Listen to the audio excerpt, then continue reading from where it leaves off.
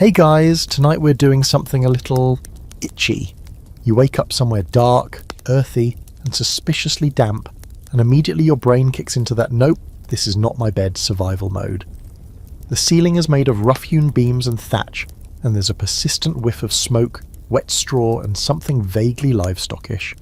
You reach around, half expecting to find your phone or your blankets, maybe your glasses, but instead your fingers sink into a mat of dry grass and dirt that someone has optimistically called a bed. There's no mattress, no memory foam, just flattened reeds and a thick wool blanket that crunches like it's been through several plagues. So before you get comfortable, take a moment to like the video and subscribe, but only if you genuinely enjoy what I do here. And hey, tell me in the comments where you're listening from and what time it is right now. Always curious who's out there trying to fall asleep to this madness. Now dim the lights, maybe turn on a fan for that soft background hum, and let's ease into tonight's journey together. The light filtering in through the wooden slats is soft and golden, but it doesn't help your confusion. There's no sound of traffic, no electrical hum, no buzz of your fridge. Just a few distant rooster crows, someone chopping wood, and the occasional sheep bleating as if it's judging your complete lack of medieval survival instincts. You sit up slowly because your body is already sore, even though you haven't technically done anything yet. You're wearing a tunic, by the way. A rough, itchy, unflattering tunic that smells like it's been shared across generations and never once washed on purpose. Your legs are covered by hose, which, as you now realise, does not mean pantyhose. It means baggy, sagging, patched up leg covers that do nothing to hide the fact that you're also barefoot. And the dirt on the floor is most definitely not just dirt. You're inside what you assume is a peasant's cottage, a one-room home with low ceilings and a central fire pit that's doing its best to smoke you like a ham. There are no windows, just holes with flaps, no doors, just a curtain, and everything is covered in a film of soot and centuries of hopelessness. The walls are wattle and daub, which is a fancy way of saying sticks covered in mud, and yet somehow this was considered decent housing. There's a woman nearby, middle-aged, sun-leathered and armed with a wooden spoon, who mutters something in Middle English, which sounds like an incantation but is probably just her telling you to get up and fetch water. You blink at her. She blinks back. A silent agreement is reached. You are slow, soft, and not very useful. Outside, the village is, well, it's exactly what it should be. Dirt paths crisscross between small cottages. Chickens peck at the ground like they own the place. A few goats bleat at you like they know you don't belong. Kids run around barefoot, which suddenly makes your own state of undress feel less horrifying. Smoke rises gently from a few chimneys, and somewhere in the distance a blacksmith hammers metal in a rhythm that could almost be music, if you weren't currently questioning the very fabric of time and space. Now, real talk, you probably won't survive this. Like statistically speaking, a person dropped into a medieval village with no prep, no immunity, and no farming skills would be dead by winter. Or sooner. Probably sooner. But hey, no pressure. As you begin to wander the village, trying to look like you belong, you notice that most of the villagers are up with the sun. Everyone's doing something. There's a rhythm here, a kind of quiet busyness. One woman carries a basket of eggs. A man is already in the field with a wooden plough. Even the children have chores, gathering kindling, chasing chickens, avoiding eye contact with you. They all seem to accept your presence without question, which is either a blessing or the prelude to a very weird trial later. Here's a fun historical fact to drop on you while you walk around barefoot and confused. Most medieval peasants never travelled more than 5 miles from where they were born. Ever. Their entire universe was their village, the nearby fields, the manor, and the occasional fair if they were lucky. So when they see you, clumsy, dazed, and clearly not from around here, they just assume something supernatural's going on and promptly decide not to get involved. A fringe theory some historians like to kick around is that peasants believed travellers from other places were more likely to be ghosts or fae in disguise. That would explain the old woman who crossed herself when you sneezed. You try to smile at a young boy who immediately turns and sprints away like he's just seen the literal devil. Honestly, same. As you awkwardly hover near a well, trying not to draw attention to your inability to do anything practical, an elderly man with no teeth hands you a bucket. He doesn't explain how the pulley system works, and you nearly drop the whole thing down the shaft. Smooth. But you manage. Kind of. You return with a half-full bucket, sloshing most of it on your tunic and proving once again that you are not built for this century. Let's pause here to acknowledge a scholarly debate that's low-key hilarious. Historians still argue over whether medieval peasants were miserable, overworked zombies, or chill nature bros who got more days off than you. The truth is probably somewhere in between. Yes, the work was backbreaking, but they had the feast days, festivals, and Sundays off. You're just trying not to get trench foot. As the sun climbs higher and your anxiety reaches new heights, you notice the air getting warmer and the smell of baked bread wafting from one of the cottages. A dog growls at you from under a cart.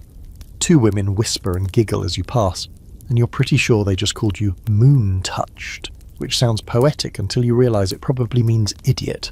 You retreat to the edge of the village, heart thumping, and sit on a mossy rock. The dirt clings to your legs, your skin itches from the wool, and a beetle is crawling up your sleeve like it pays rent. But the wind is soft, the birds are singing, and for one weird moment it all feels kind of peaceful. You don't know how you got here. You don't know how to get back. But for now, you're alive. Uncomfortable, confused, and definitely out of place, but alive. Your stomach growls loudly. You try to play it off like you meant to do that, like maybe it's some kind of aggressive village greeting. No one's buying it. A nearby child points at you, laughs, and runs off with a hunk of bread the size of your head. You try not to take it personally, but breakfast, it's officially calling. Now, in your world, breakfast might mean something fluffy and sweet, possibly involving whipped cream and maple syrup, or at the very least a slice of toast and a merciful cup of coffee. Here, no. This is not a world where brunch is sacred. You follow the smell of something vaguely edible to a cottage where a woman is stirring a pot over a smoky fire, and it hits you. You're about to eat gruel. The woman, grey-haired, wide-armed, and deeply unimpressed by your everything, scoops you a wooden bowl of thick, grey porridge. It smells like damp oats and survival. You sit on a splintered bench surrounded by villagers slurping their bowls like it's a delicacy. You stare at yours. It stares back. There's something floating in it that might be a bug or might be flavour. You don't ask. You take a bite. It's warm, at least. Bland, a little gritty, but you're starving, so down it goes. A splash of something fermented lands in your bowl, goat's milk maybe? Or yesterday's goat milk? No one clarifies. You nod politely, and an old man with one working eye smiles at you through a missing set of teeth. It's oddly comforting. Here's your historical fact for the morning. Breakfast in medieval Europe wasn't always a given. For a long time, people considered eating early a sign of weakness, gluttony, or being sickly. You were expected to power through until midday, unless you were elderly, pregnant, a child, or a monk with an aggressive schedule. So the fact that you're being handed anything at all might mean they think you're either a child or unwell, or possibly both. A woman across from you dips a crust of bread, hard as stone, into her bowl to soften it. She notices your attempt to chew yours like a modern human and tosses you a look that says, "Sweet summer child." You try her method. It works, barely. You wonder how anyone has teeth past the age of 30. Then you remember, most of them don't. As the morning meal wraps up, the villagers begin to file out one by one, back to whatever task has claimed their entire existence. Farming, tending animals, baking, dying slowly of malnutrition, you name it. You're not really sure what's expected of you, but you make the mistake of standing around too long. A young man, lean, sunburned, and visibly exhausted, grabs you by the arm and shoves a basket into your hands. It smells like onions and old rope. He says something that might be, "Come with me," or maybe, "Don't fall behind," but it's hard to tell when you only speak fluent confusion. You're marched down a muddy path past the chickens and pigs and a goose that definitely wants to fight you. You dodge its beak with surprising grace. The young man notices and grunts in approval. At least you've got one skill here. He leads you to a communal oven. It's stone, dome-shaped, and looks like it could bake you alive if you leaned in too far. A few women are already there, placing loaves inside with the long paddles, laughing and bickering in a blend of Middle English and regional muttering.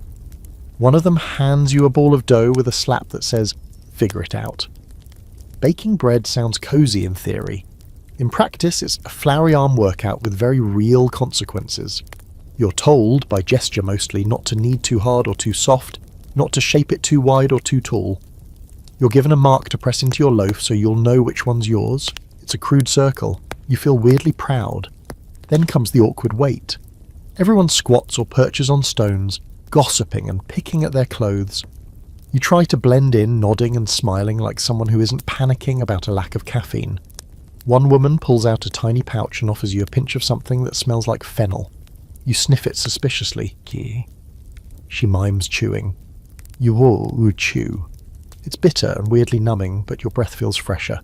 Probably worth it. Let's toss in a fringe fact for your consideration. In some regions, people believe that letting a man near the baking process could cause the bread to collapse, especially if he'd been around women who were menstruating. So depending on how they interpret your presence, your loaf might be cursed by association. But hey, that's medieval gender politics for you, equal parts baffling and hilarious. Finally, the loaves are pulled from the oven, golden, steaming, and slightly burnt. Yours is lopsided but intact. You're offered a slice as a reward, and it tastes earthy, chewy, a little gritty from the ash, but it's the most satisfying thing you've had since arriving here. You eat in silence, surrounded by the warm hum of conversation, soot on your face and strange calm settling in. And here's where the scholarly debate wanders in like an overly opinionated uncle. Was the medieval peasant diet really as terrible as we assume? Some researchers argue it was surprisingly nutritious, full of grains, legumes, and seasonal vegetables. Others point out the chronic shortages, lack of variety, and tendency to eat bark during famine. So, was it peasant keto or just straight up suffering? Depends on the year. And probably your social class. Spoiler, you're not high on that ladder. As the bread disappears and the sun climbs higher, the baker women begin to pack up, and your guide reappears, motioning for you to follow. You're not sure what's next, but your fingers are sticky with dough, your stomach is finally quiet, and you're starting to understand the rhythm of this place. Wake, eat, work, survive, no apps, no noise, no pressure, just a life stripped to its bare bones. You walk back toward the village with the scent of wood smoke in your clothes, and a loaf tucked under your arm like a trophy. The geese part for you this time. Maybe you're earning your place, or maybe they are just full. Word count. 1092. Awaiting continue. Section 3. You wake up the next morning even itchier than before, which you didn't think was possible. It's like your entire body is rebelling against this new life of wool, straw and dirt. You peel yourself off the hay-stuffed mattress, wincing as you stretch, every joint letting you know that sleeping on the floor next to a low-burning fire is the kind of discomfort you can't complain about without sounding dramatic, but you're definitely going to complain anyway, quietly to yourself, because there's no one here with Wi-Fi to listen. Outside, the village is already awake again. The sun hasn't fully risen, but smoke curls from a few rooftops, and you can hear someone shouting about a missing chicken. You reach for your tunic, which is still the only outfit you have, and pull it on. It smells a little less like a dead badger than yesterday, so maybe your senses are just giving up. You squint at the folded pile beside it. Hose, not pants, not leggings, just a saggy, stretchy, sock-like contraption that feels more like a punishment than clothing. You try to put them on standing up. This is a mistake. You fall over almost instantly, smacking your elbow on a stool and earning a muffled curse from the old woman still asleep in the corner. So now you're crawling into your hose on the floor, half blind in the dark, while a hen watches you from the open door with judgment in her beady eyes. Welcome to your new normal. Eventually you succeed in wrapping your legs in what could generously be called clothing. You don't want to think too hard about how many other people have worn these before you, or what kinds of medieval rashes they might carry. You tie them with leather laces that bite into your calves and top it all off with the tunic. No underwear, no socks, no dignity. This is just how things are now. Outside, the morning chill cuts through the wool like it's not even trying. You walk past a group of children with tangled hair and bare feet. One of them throws a stick at your legs and runs off screaming something that may or may not translate to wizard. You ignore it. You've got other problems, like figuring out what to do with your day when you have the skill set of a mall employee, and the hygiene of a swamp goblin. A black-haired woman with arms like tree trunks spots you and waves you over. You don't get a choice in the matter. She starts dressing you, again. Only this time, you're given a smock that smells like it's been boiled in onions and despair. Then she hands you a sack and points toward the woods. Mushrooms, she says, or something like it. And nettles, bring back full. Great. You've gone from time traveller to medieval errand boy. But the upside is that you're now semi-clothed, outside and temporarily unsupervised. You follow a narrow trail past the village edge, brushing through overgrown hedges, and avoiding the eyes of a cow that looks like it knows too much. And here's a little historical nugget to chew on while you wander. Medieval clothing didn't come with sizes or instructions. Everything was handmade, and most peasants had maybe 2 outfits total. Your tunic, hose and smock are probably your only belongings now. Welcome to minimalist fashion, 14th century edition. The laces itch, the wool scratches, and the fit is so loose you're not sure which direction is technically front, but hey, you blend in. Ish. You step into the woods, and for the first time there's quiet. Just birds, leaves, and the crunch of twigs underfoot. You take a deep breath and actually exhale for once. No chores, no fire smoke in your eyes, just foliage. You poke around with a stick, trying to recall what mushrooms are safe, which is hilarious because you barely trust your own cooking, let alone your foraging skills. You find some familiar caps, maybe chanterelles, and toss them into your sack with the kind of confidence you don't deserve. Then come the nettles. They look soft. They are not soft. The first time you grab a handful, you get stung so hard your hand goes numb. You mutter a very modern swear word. The trees don't judge. You wrap your sleeve around your hand and try again, this time managing a small handful of painful salad. You're halfway to a peasant's omelette. As you explore deeper into the woods, you stumble upon something unexpected. A ring of stones, evenly spaced, covered in moss. It looks like a fire pit, but too symmetrical, too intentional. You crouch, curious. It gives you the distinct feeling that you're not supposed to be here, like you're trespassing on old ground. You reach out and touch one of the stones. It's cold, smoother than it should be. Here's your fringe fact for today. In some corners of medieval Europe, people genuinely believed that clothing could carry curses. Not in the metaphorical, this outfit is killing me way, but in the literal, someone put a hex on my tunic and now I'm vomiting frogs kind of way. Entire court cases exist around people claiming their breeches were bewitched, which makes you wonder what your current clothes have seen. Probably nothing good. Suddenly there's a rustling behind you. You spin around and see nothing. Just trees, shadows, and your own heartbeat thudding in your ears. Maybe it was an animal, maybe a person, or maybe the forest just likes to remind you who's really in charge.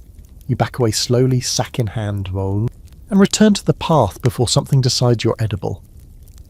As you head back to the village, fingers tingling from nettle stings, you pass 2 villagers carrying bundles of sticks. They barely look at you, but one mutters something to the other and gestures toward your legs. You don't know the language, but the tone is universal. That one's not right. You nod politely and keep walking. Now, let's wade into a little scholarly mess. Historians still argue about how dressed medieval peasants really were. Some say they were shockingly well covered for the times, while others insist people went around half-clothed most of the year due to poverty and practicality. You're wearing an onion-scented sack and a mystery tunic, so honestly, you're just hoping no one starts a fashion critique. You return to the village with your bag of possibly edible forest bits, and the strong-armed woman takes them with a grunt of approval. She doesn't thank you, but she doesn't slap you either, so we'll call that a win. She dumps the contents into a pot without even washing them, and you realise you're probably going to be eating those mushrooms later. Great. Maybe you'll hallucinate your way back to 25. Back in the cottage, you peel off the smock and lay it near the fire. Your tunic sticks to your skin with a level of dampness that suggests you've been sweating in fear more than actual labour. Your hands are raw, your feet are filthy, but your stomach doesn't hurt, and you didn't get attacked by a goose today. That's what we're calling progress now. You settle onto your haybed again, scratch at a new rash developing behind your knee, and stare at the ceiling. A spider crawls across a rafter above you. You don't even flinch. You're becoming one of them. Word count, 101. Awaiting continue, section 4, you wake to someone yelling. Not the usual rooster-related noise or the distant grumbling of villagers hating their lives before dawn. This is a different tone. Urgent. The kind of yelling that makes you instinctively roll off your pile of straw and hit the dirt floor like it's basic training. You sit up, blinking through the smoke still curling from last night's fire, and immediately regret sleeping in your tunic again. It's damp, twisted, and smells a little like boiled cabbage. Outside, a crowd is forming. You crawl out, brushing straw from your hair like some overcooked scarecrow, and spot what all the fuss is about. A man has arrived, riding the most exhausted-looking horse you've ever seen, and the villagers are circling him like he's just descended from the heavens, or possibly brought the apocalypse with him. You step cautiously into the crowd, trying to look like you belong. The woman next to you clutches a chicken, like it's emotional support. The rider's clothes are finer than anything you've seen so far, still rough by the modern standards, but with a kind of layered elegance. He's got a leather satchel slung across his body, boots that actually match, and a small dagger at his hip. He's also got the kind of expression that says, "I've seen things," which probably means he's been more than 5 miles from his birthplace. In this world, that practically makes him a celebrity. He dismounts with a grunt, brushes mud from his cloak, and starts speaking, loudly. Commandingly, you catch maybe 1 word in 10, but you get the gist. Someone's dead or something's missing. Or maybe there's news from another village. The crowd murmurs. Some people nod solemnly. Others spit on the ground, which seems to be the medieval equivalent of hitting dislike. An older man leans in and mutters something that could be a translation or could just be gossip. You catch one phrase loud and clear, "Stranger among us," which might be about you. You smile weakly and shuffle backward. And here comes the fun historical fact for the day. In many medieval villages, strangers were viewed with extreme suspicion, partly because they might be thieves, but mostly because people assumed any unfamiliar person was bringing disease, sin, or sorcery. You check your sleeves for anything that might look too witchy.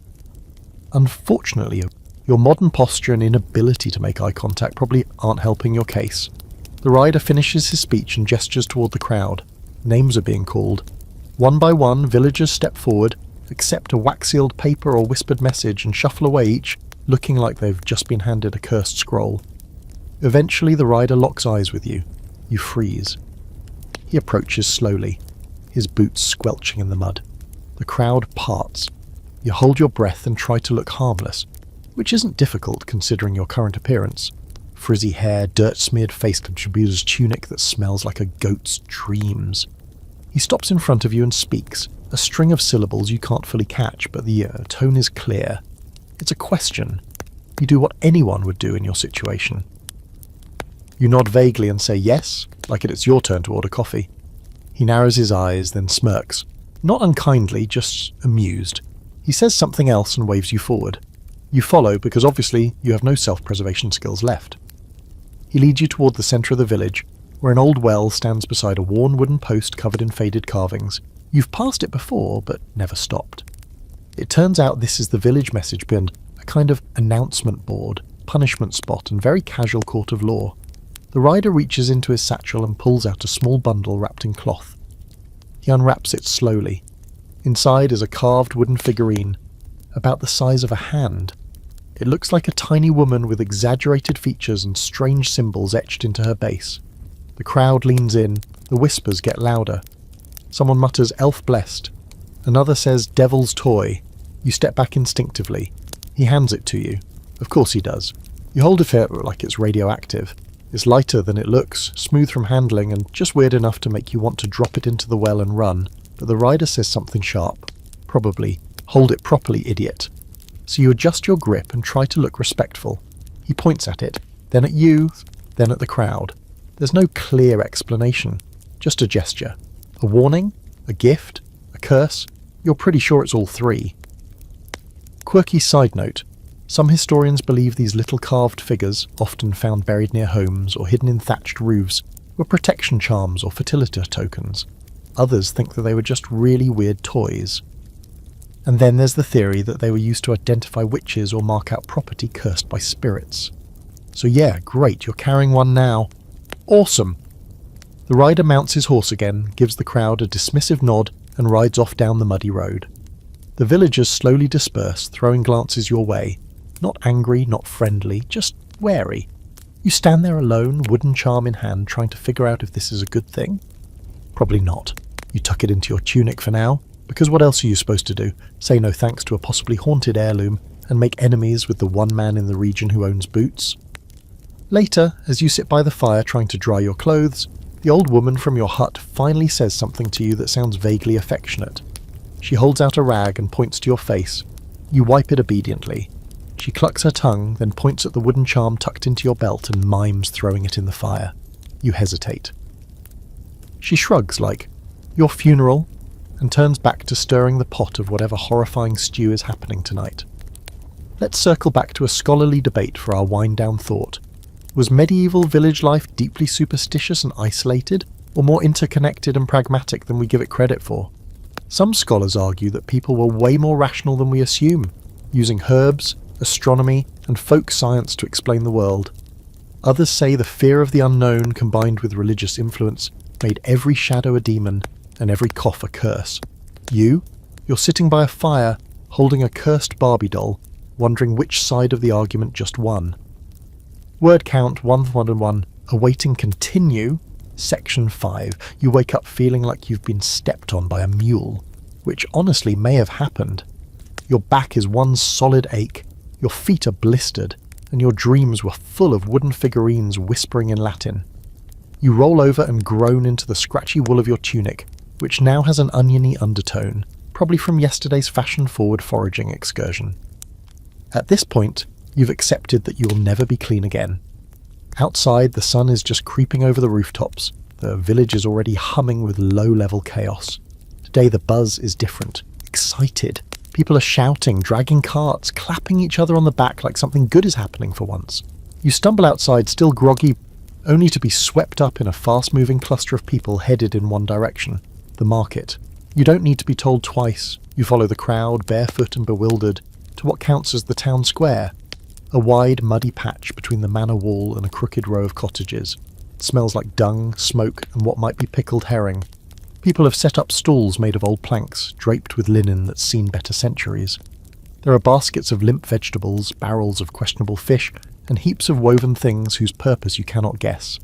A woman waves a pheasant by the neck like a prize.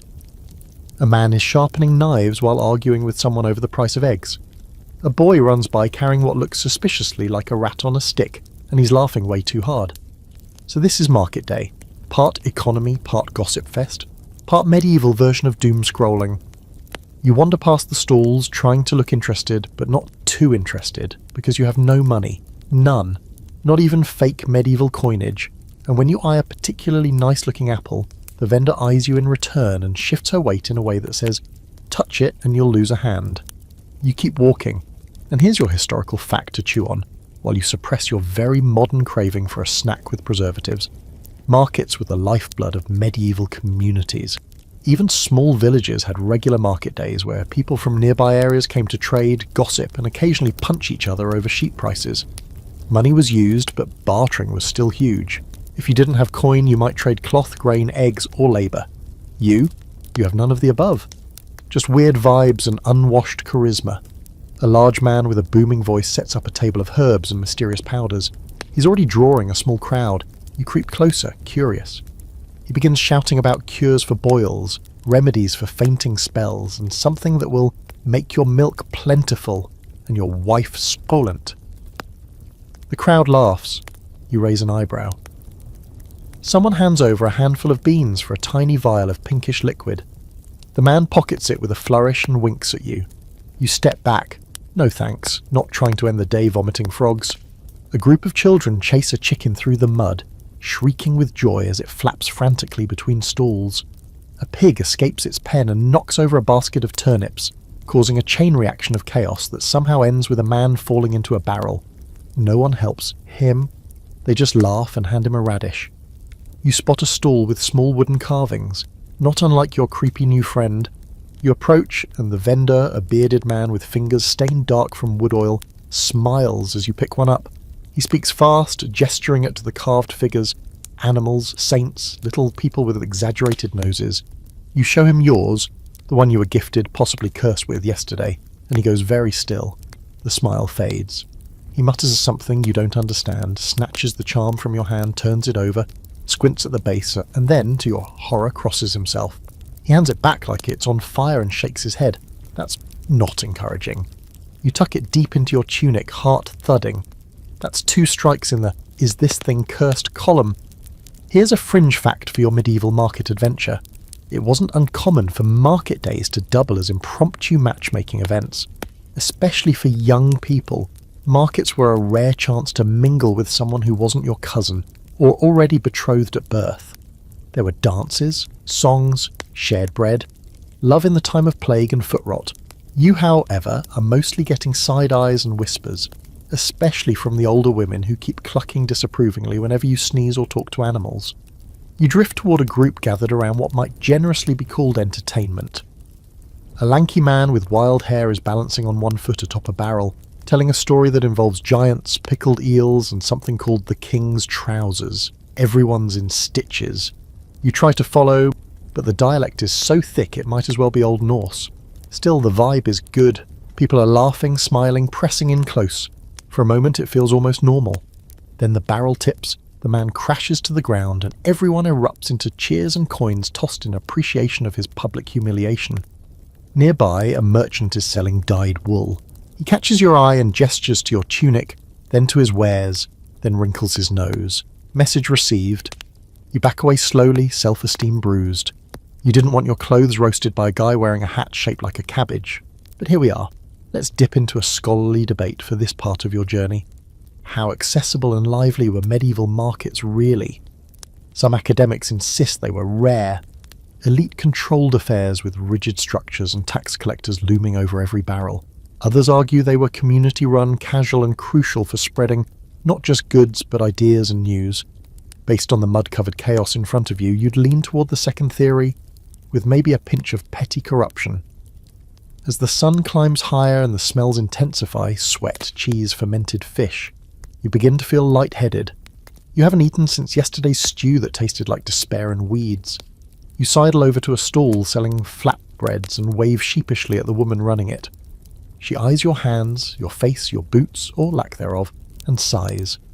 Then wordlessly she tears off a chunk and hands it to you. You blink, surprised. You weren't expecting charity. You nod gratefully, and she just grunts and goes back to flipping whatever passes for pancakes here. The bread is dry and dense but warm. You eat it like it's the last meal of your life. Then you notice the men from the manor. They're walking through the crowd with that special kind of smugness only the upper class can maintain, while covered in mud. They're not shopping, they're watching, taking note, and sometimes collecting. Grain, mostly, but also news. One of them sees you, raises an eyebrow, and mutters something to his friend. You stare back just long enough to realise you've made a mistake, then drop your gaze and scurry away, because if there's one thing you've learnt in this village, it's this. The moment someone important notices you, it's never good news. That word count, 100. Awaiting continue, section 6. The market day fades behind you like a fever dream. Mud, pickled things, uncomfortable eye contact with poultry, and you're now being herded, quite literally, toward the fields. You don't know who volunteered you for this. Maybe no one had to. Maybe existing here long enough means you're simply absorbed into the labour pool like a tired little sponge. Either way, someone hands you a hoe, points toward a patch of dirt that looks indistinguishable from every other patch of dirt, and says something you assume means start digging. So you dig. Well, you attempt to dig.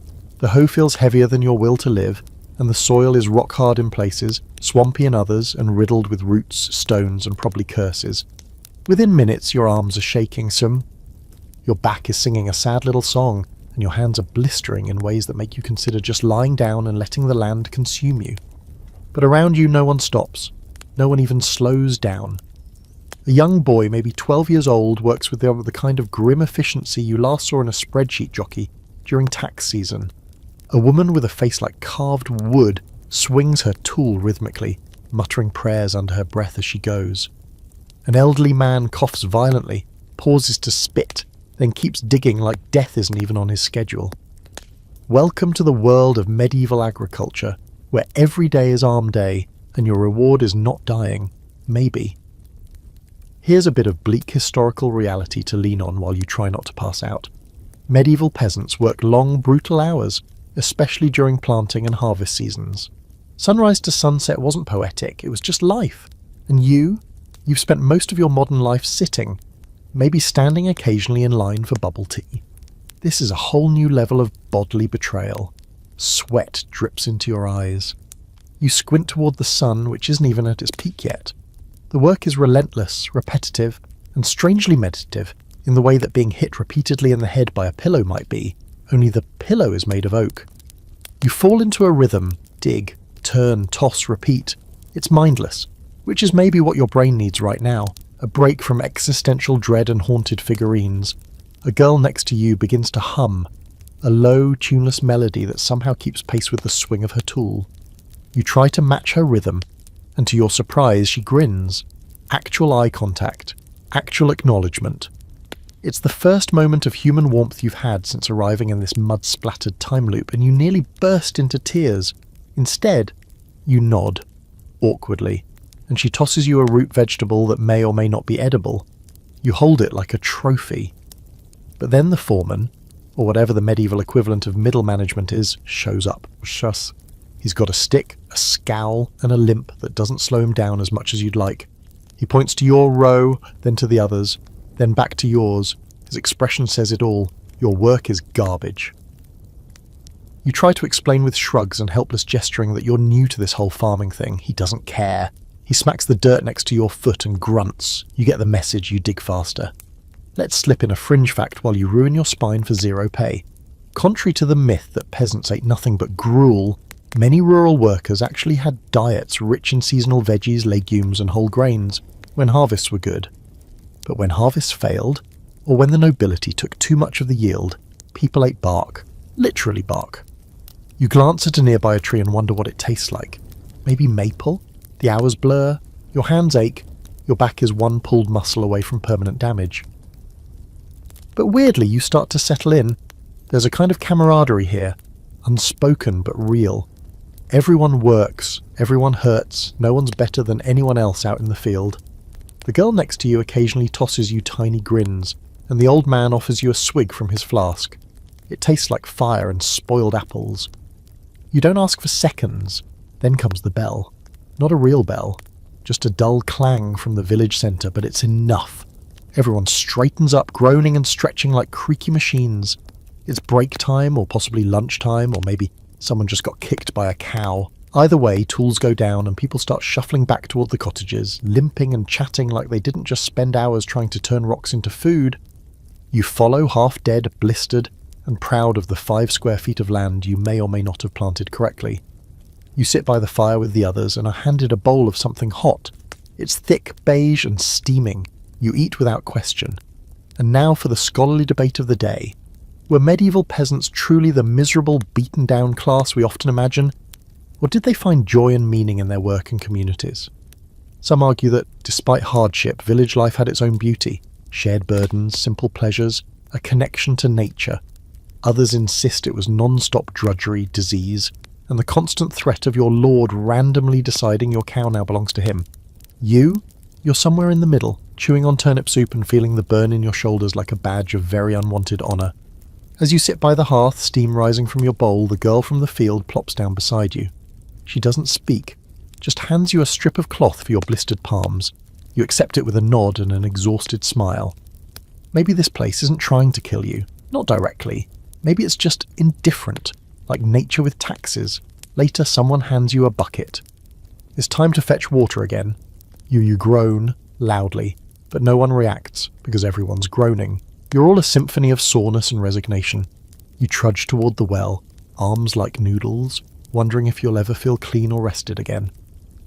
But as the sky turns gold with sunset and the air cools against your filthy skin, you pause.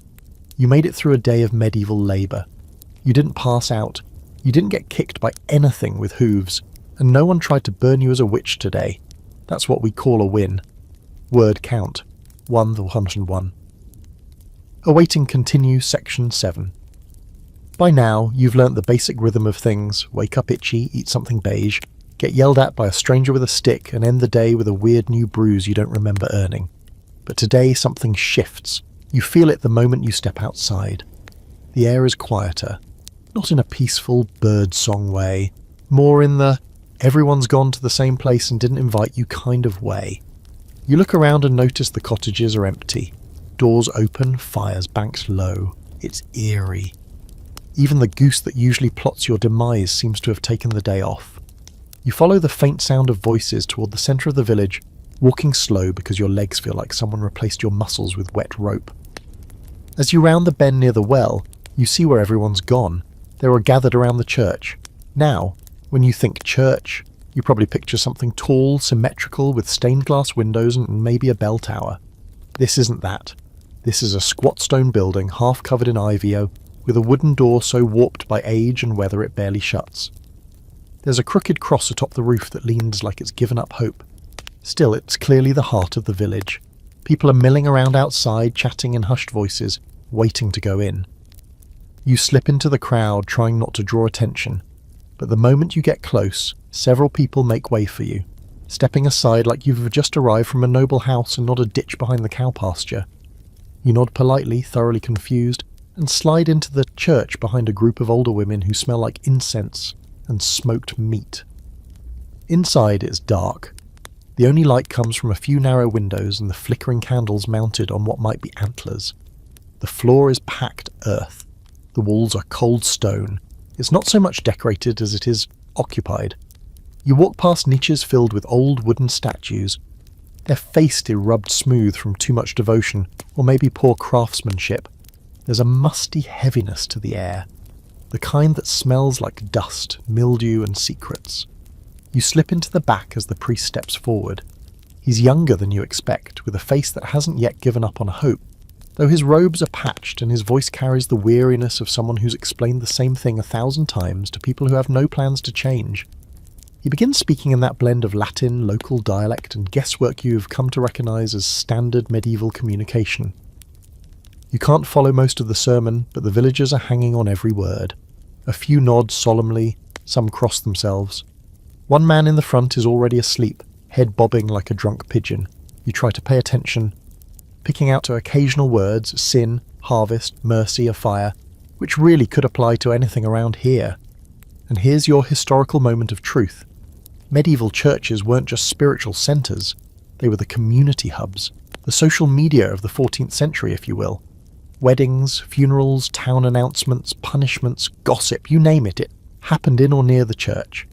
And while many priests were educated, some were not. Some were barely literate. Some just repeated what they'd heard elsewhere. Religion wasn't just a personal belief. It was public order, social structure, and often the only education people had. The sermon ends with a murmur of prayers and the slow shuffle toward the exit. You wait until most of the villagers have filed out, but a few linger, lighting candles, whispering into dark corners, touching the walls like they expect something holy to answer back. You wander toward the altar, where the priest now stands alone, wiping his brow with a cloth that looks suspiciously like someone's former sleeve. He notices you, smiles. It's a kind smile, worn around the edges, but genuine. He gestures for you to approach. You do, cautiously, because the last man who looked at you kindly handed you a cursed figurine. He starts speaking slowly, clearly. You still understand only fragments, but there's something about your presence, something about the day you arrived, something about a sign. He points to a faded fresco behind the altar, something peeling and water-stained, depicting what might be a saint or possibly just a guy with a bowl haircut and glowing hands. He taps the figure, then taps you. Great. Now you're a prophecy. Or a warning. You nod again, the international sign for I don't know what's happening, but please don't sacrifice me. The priest chuckles, clearly seeing your confusion, and rummages through a nearby chest. He pulls out a small bundle of cloth, unties it, and shows you something unexpected. Bones. Tiny ones. Maybe from a hand? You stare, unsure of what's more disturbing, the bones themselves or the way everyone in the room acts like this is normal. He says a word, reliquii, relic. And here's your fringe fact for today. Many medieval churches claim to possess holy relics. Bones, hair, pieces of clothing from saints, martyrs, or occasionally very sketchy sources. Some were genuine, many were not. People travelled miles to touch a toe bone that might belong to Saint somebody, or possibly a pig. Relics brought pilgrims. Pilgrims brought money, so naturally every church wanted one. The priest wraps the bones carefully and places them back into the chest, muttering a quick prayer. He looks at you again, then gestures to the door. Your audience is over. Whatever that was, blessing, warning or job interview, you're free to go. You exit into the daylight, blinking.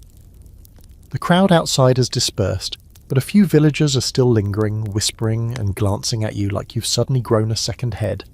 You don't know what's worse, the cold shoulder or the vague reverence. Either way, you're back outside, surrounded by people who seem to think you're something. You make your way around the side of the church, drawn by a noise, a soft, rhythmic clinking. Around back, a low stone wall rings a small cemetery. The graves are uneven, marked by crosses that lean like they're tired of standing. A young girl sits by one of them, stacking stones in a small pyramid, humming to herself. You watch for a moment before quietly leaving, not wanting to disturb the only peaceful thing you've seen all day. Let's close with a scholarly debate.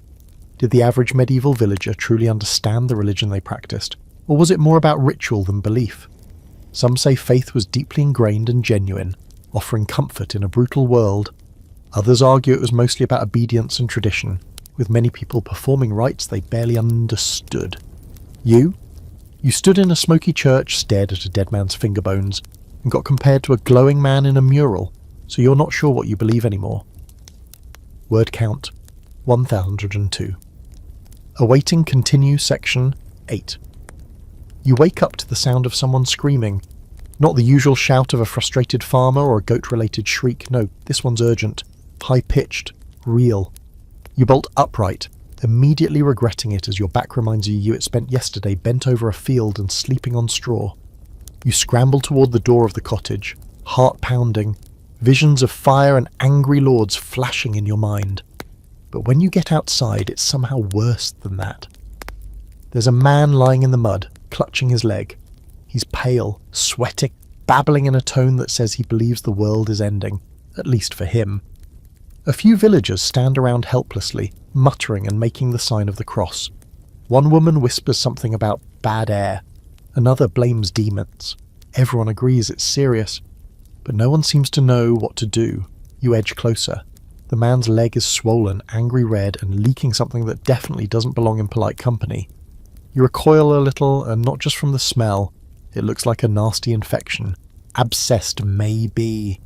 In your world, this would be a trip to urgent care and a round of antibiotics. Here, they're about to get out the leeches. Sure enough, the village healer arrives. She's ancient, more wrinkles than skin, and carries a bag that smells like every plant in the forest had a fight in it. She kneels beside the man, mutters a few words, then begins unpacking her tools. A curved knife, a small jar of dark ointment, and yes, a cloth pouch that twitches ever so slightly. You back up instinctively. Here comes your historical reality check. Medieval medicine was an uneven patchwork of ancient knowledge, superstition, and whatever the local wise woman said worked last time. There were doctors in cities, some educated, some faking it. But out here in the villages, healthcare meant herbs, poultices, prayers, and bloodletting. Lots of bloodletting. The healer opens the pouch and carefully extracts a handful of wriggling leeches. The crowd gasps, then nods like this is exactly what they were hoping for. You gag a little as she places the leeches on the man's leg. He screams. You almost scream too, but you hold it together, barely. The healer then begins to chant. Nothing dramatic, just a low rhythmic string of words that you assume are meant to calm the patient or the spirits, or maybe just herself. She takes the knife and makes a small incision, lets it bleed into a cloth, then applies the dark ointment that smells strongly of garlic and old socks. A child nearby whispers to another that the healer once cured a cow by making it eat nettles soaked in milk. The other child responds that she also made someone vomit out a demon. You decide not to ask about either story. You've got enough trauma for one morning. A fringe fact to file away for later. Leeches weren't just used by the desperate. They were considered legit medical tools. Bloodletting was based on the four humours theory of medicine. Blood, phlegm, yellow bile and black bile all needing balance. Too much of anyone, time to drain you like a vintage wine. Some scholars today argue that leeches occasionally helped, especially in reducing inflammation. Others point out that most patients didn't survive long enough to see the benefits. The man on the ground passes out, the healer nods, pleased with herself, and announces something that sounds like, "He'll live. Maybe." The crowd disperses, murmuring their relief or their skepticism. You remain frozen in place, brain short-circuiting from the whole ordeal. You've seen some stuff now. You're officially part of this world's healthcare system. Later, you're pulled aside by the old woman from your cottage, who gestures for you to help carry water to the healer's hut. The place is tucked behind the church, half hidden by overgrown vines and guarded by a cat that looks like it's lived 9 lives and hated every single one. You step inside and immediately regret it. The smell is overwhelming, spicy, musty, sour, and vaguely like something died in a pile of mint leaves. Dried herbs hang from the beams like botanical chandeliers. Jars line the shelves, some clearly labelled in a spidery hand, others not labelled at all, and probably best left unopened. Bones, feathers, bundles of roots, and one suspiciously human-looking tooth all sit out in full view. You nod like this is totally normal and hand over the water.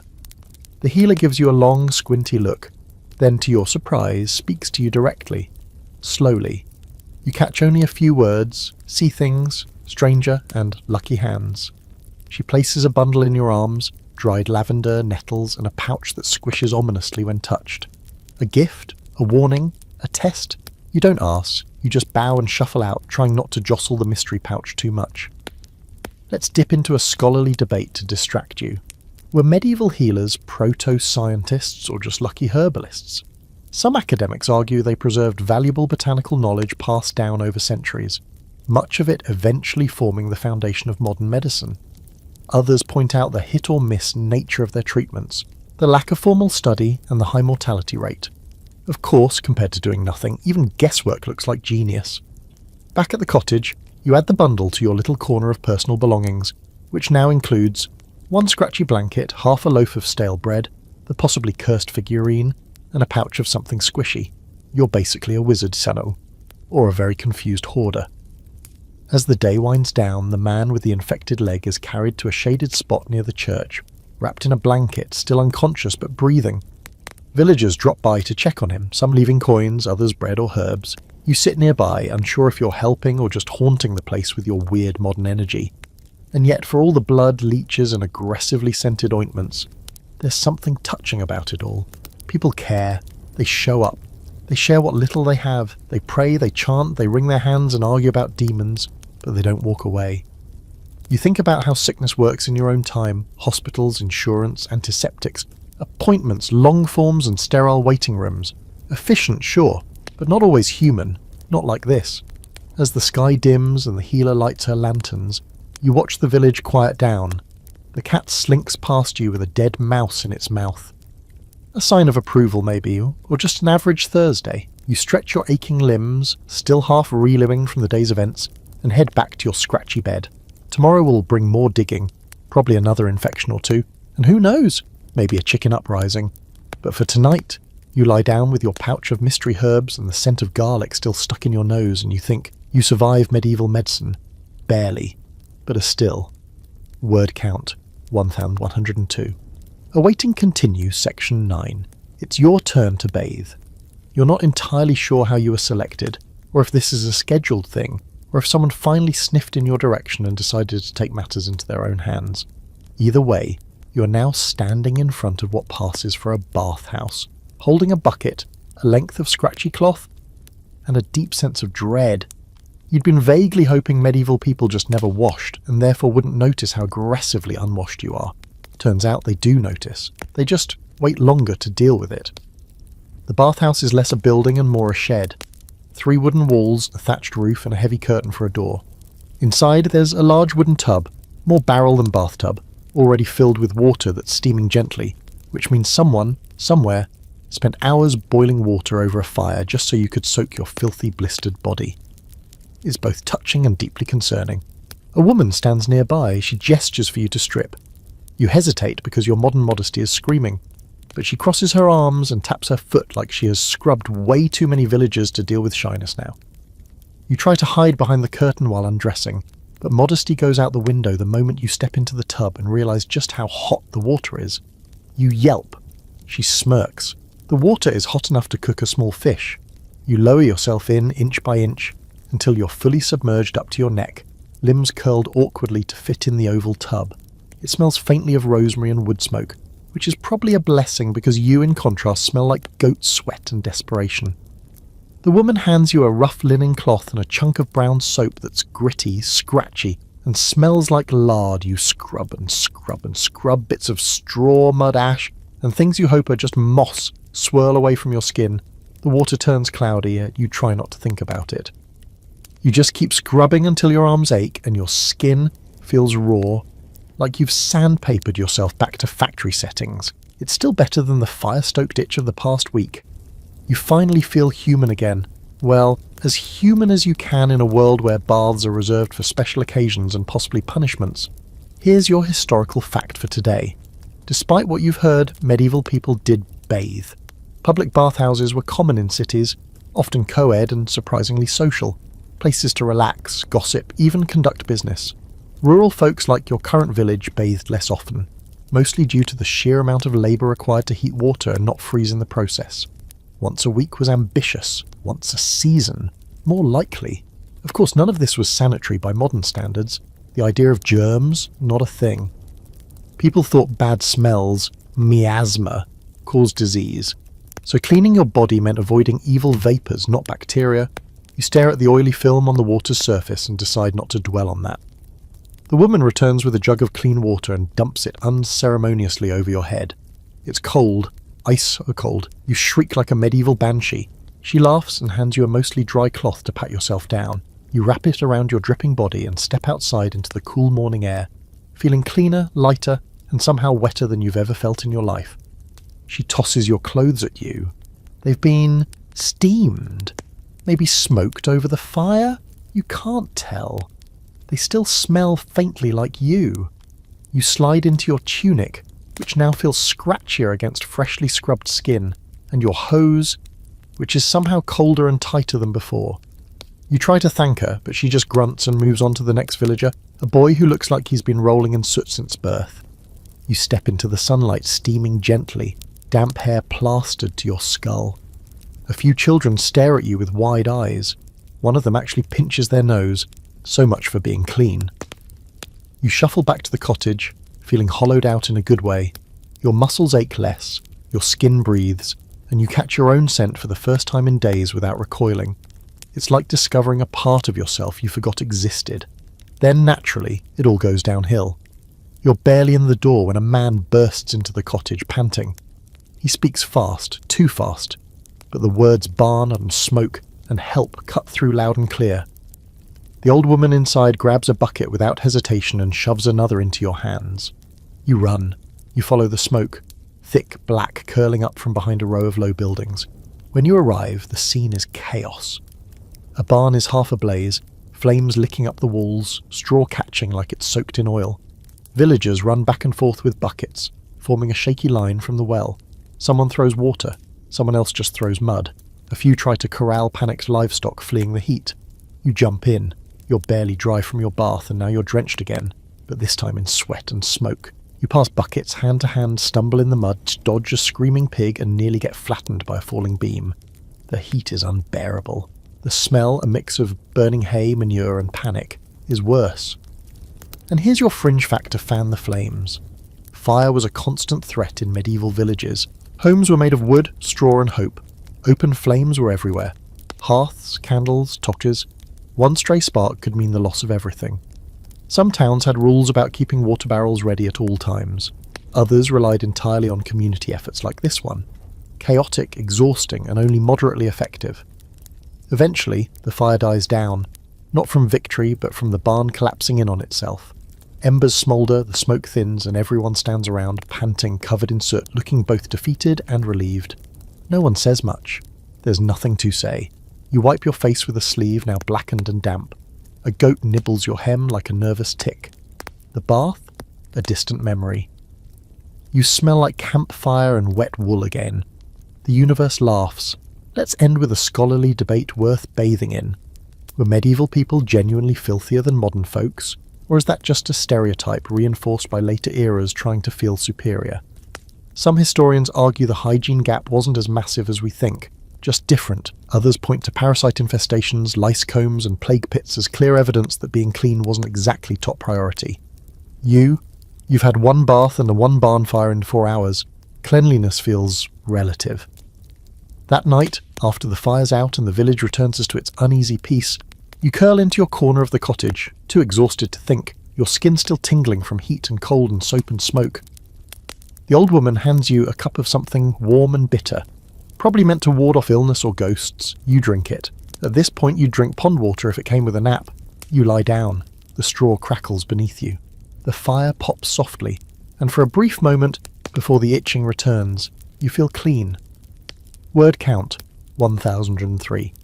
Awaiting continue. Section 10. You're invited to dinner at the manor house. And by invited, you mean that a boy with a lazy eye and mud on both knees was sent to find you and bark your name through the curtain of the cottage like someone calling a dog. You were halfway through patching your hose with a bit of twine when he shouted something about the Lord's table and honour, followed by, Don't be late or you'll catch it. You're still not entirely sure what it is, but from the tone it's worse than lice and may involve public shaming. So now, in the rapidly fading light of evening, you find yourself approaching the manor, a looming timber frame building that looks like someone built a barn and then gave it dreams of grandeur. It's 2 stories tall, which around here practically counts as a skyscraper, and it smells faintly of wet stone and cooked meat, which is already one step up from your usual dinner experience of boiled roots and wondering whether the green bits are mould or seasoning. The boy leads you through a side door into a narrow corridor that reeks of candles and damp fur. A maid, harried, thin, and clearly one bad day away from throwing a chicken at someone's head, snatches your cloak, eyes your filthy tunic, and mutters something under her breath that sounds very judgmental.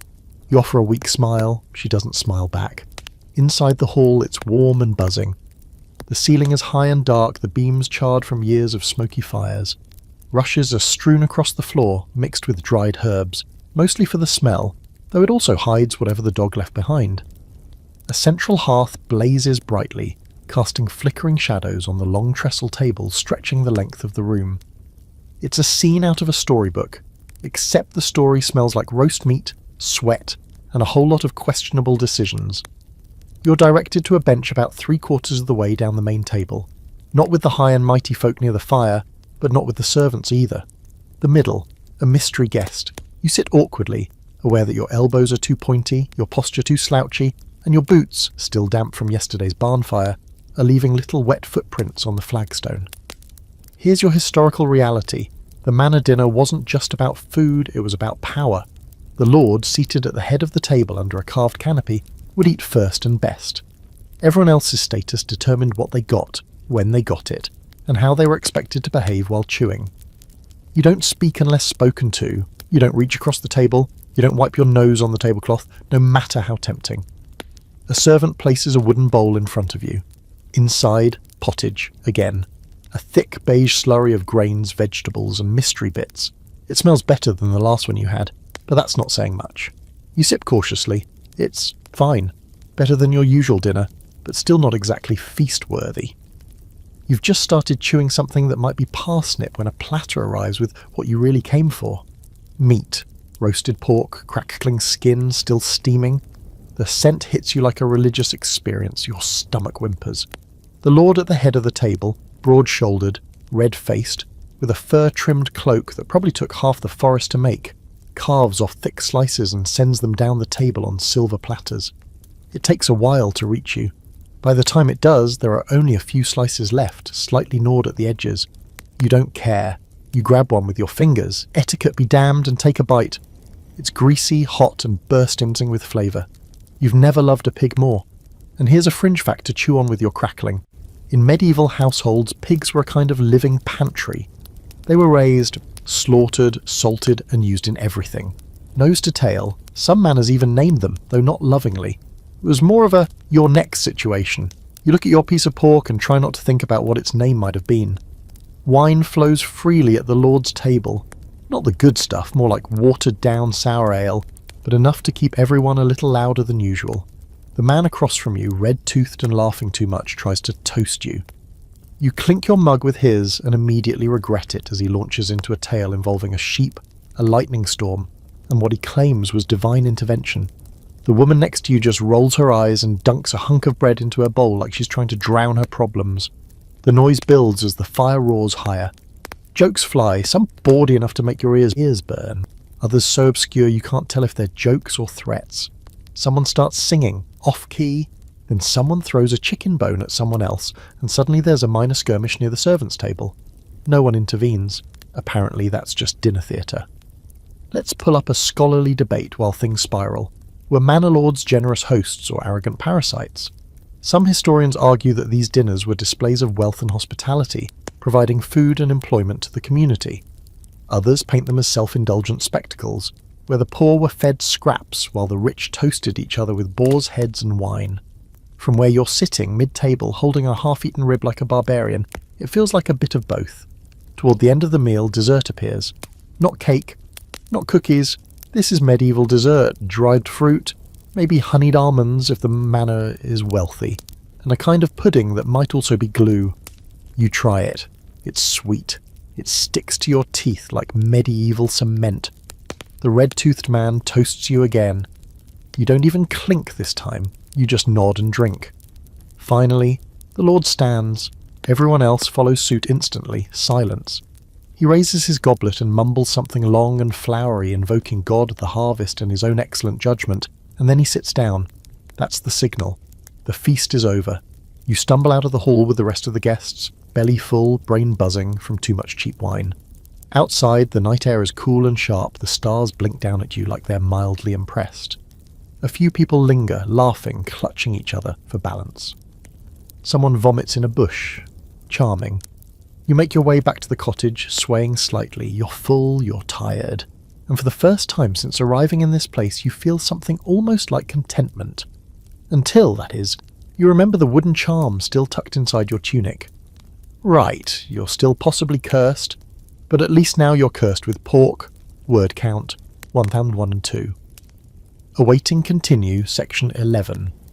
You wake up with a pounding headache, your mouth dry and tasting faintly of yesterday's pork, wine, and existential dread. You roll over, face first into straw and groan loudly. Unfortunately, your attempt at quiet misery is interrupted by shouting outside. Not the usual morning chaos. This is sharper, angrier. You sit up, straw clinging to your hair, and crawl toward the curtain that passes for a door.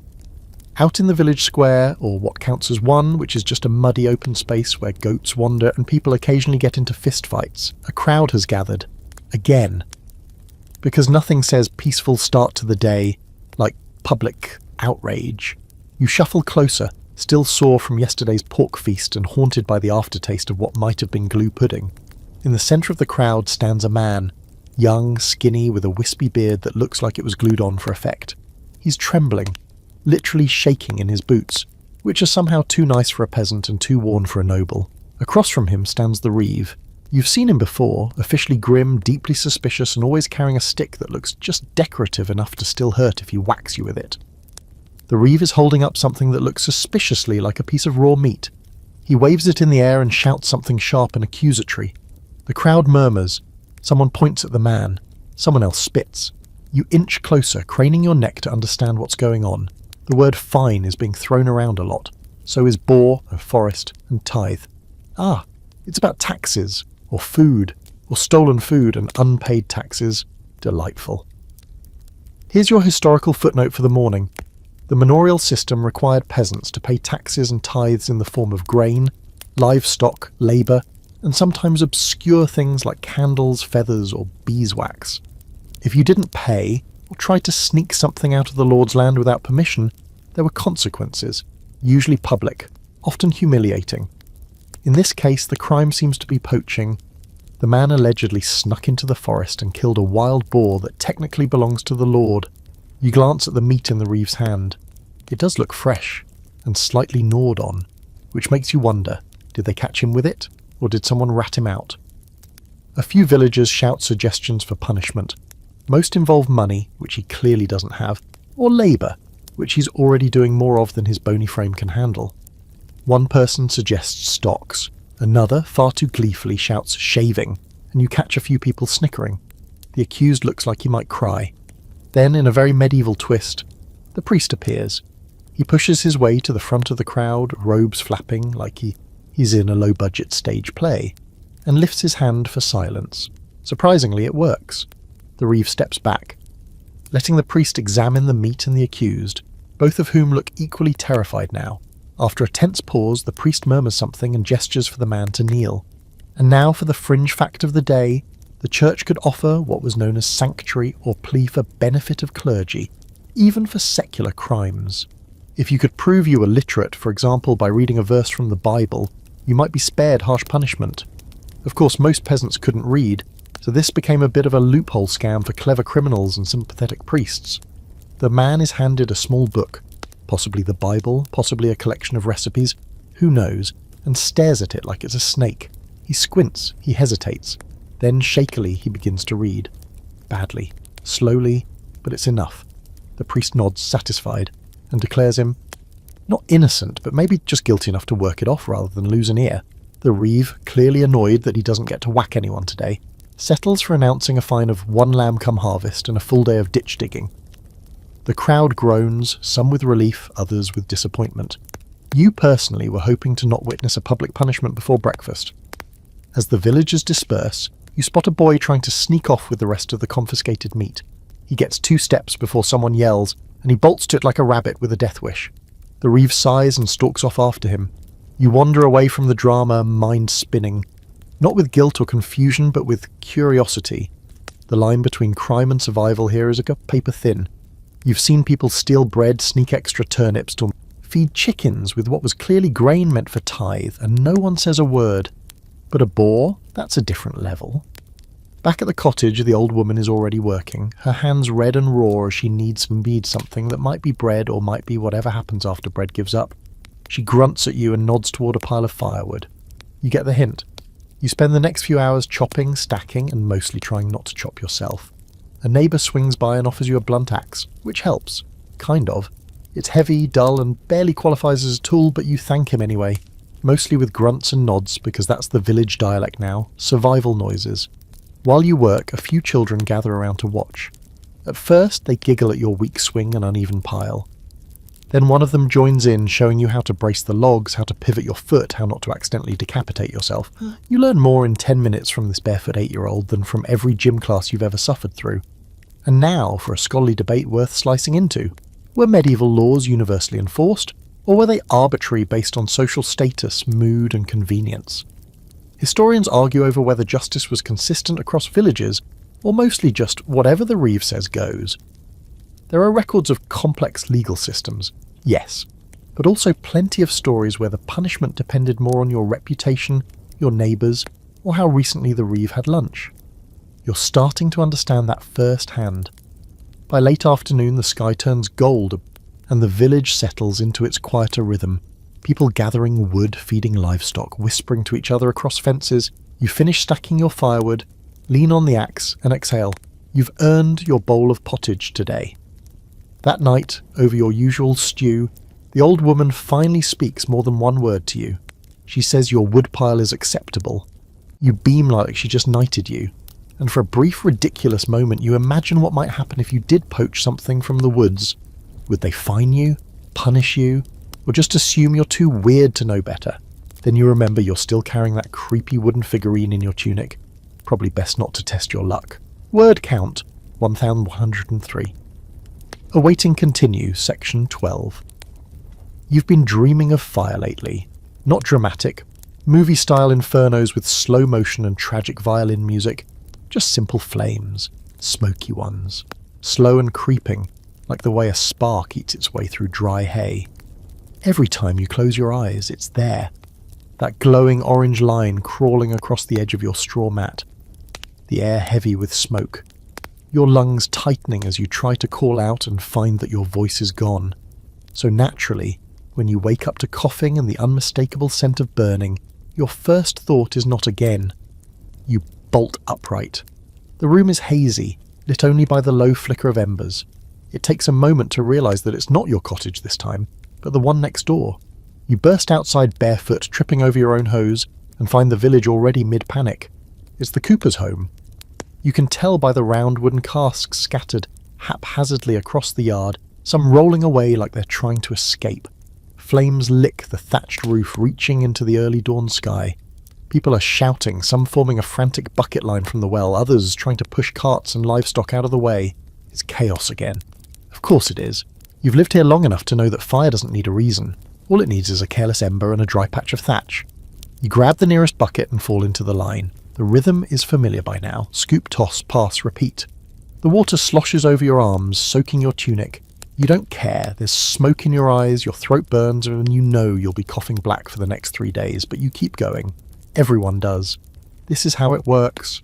Nobody stops until the fire does. And here's your uncomfortably relevant historical fact. Medieval fires were devastating. Without fire brigades or insurance or frankly much planning, villages often lost entire streets or towns to flame. Thatched roofs, wooden beams, open hearths and candles made every structure a potential tinderbox. A single chimney spark or a knocked-over oil lamp could undo years of work in minutes. People didn't ask if a fire would happen, they asked when. As the Cooper's house collapses inward with a wet, smoky hiss, the bucket line slows. The fire's out mostly. Smouldering piles of timber still steam like angry beasts, but the worst is over. You sit down hard on a patch of damp grass, chest heaving, arms numb.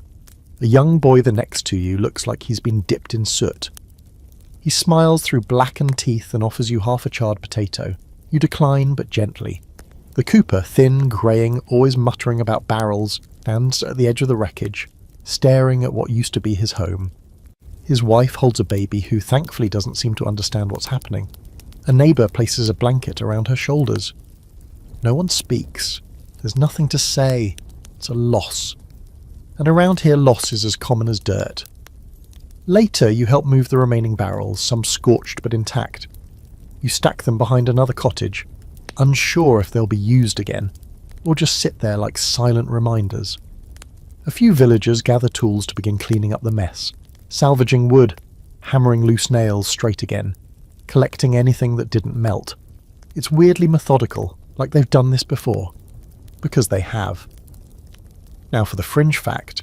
In many medieval villages, communities developed informal fire protocols, like designated water barrels outside homes, watch rotations, and even fire curfews, where people were expected to bank or extinguish their hearths at a certain hour. In some towns it was illegal to carry a candle after dark without a lantern, not because they were overly cautious, but because they'd already seen the worst happen, repeatedly. As the morning brightens and the sky clears, you head back toward your cottage, feet dragging, eyes burning. The old woman is sitting by the door, her expression unreadable. She hands you a bowl of something warm. You don't ask what it is, you just eat. It tastes like barley, onions, and exhaustion. She watches you for a moment, then mutters a word you think is lucky. You're not sure if she means you or the Cooper or just the village in general for only losing one roof today instead of 10. While you eat, a few men walk past with buckets and axes, discussing how to reinforce the barn's roof. A girl carries a sack of thatching materials twice her size. The Cooper, now sitting on a log beside his ruined home, begins stripping nails from the remaining wood, humming to himself like he's counting each one. The day goes on, because that's what it does. Let's talk scholarly debate before your brain leaks out from the smoke. Were medieval villagers truly helpless in the face of disasters like fire, or did they develop meaningful systems to cope and rebuild? Some historians argue that local knowledge, communal labour, and resilience created incredibly adaptive societies. Others say it was just damage control, basic survival, not strategy. But maybe that's the point. Whether it's strategy or instinct, people found a way to keep going, even if it meant living in constant fear of the next spark. By midday, you're recruited to help sweep ash from the well path. It's mindless, rhythmic, dirty, but somehow satisfying. With every sweep, the village looks a little more like itself again. You even laugh once, when a goat walks directly through the path you've just cleared and stares at you like you're the problem. Back at the cottage that night, the old woman hands you a scrap of linen and nods toward the table. There's a small pile of tools, needles, thread, a few intact buttons. You've graduated to mending.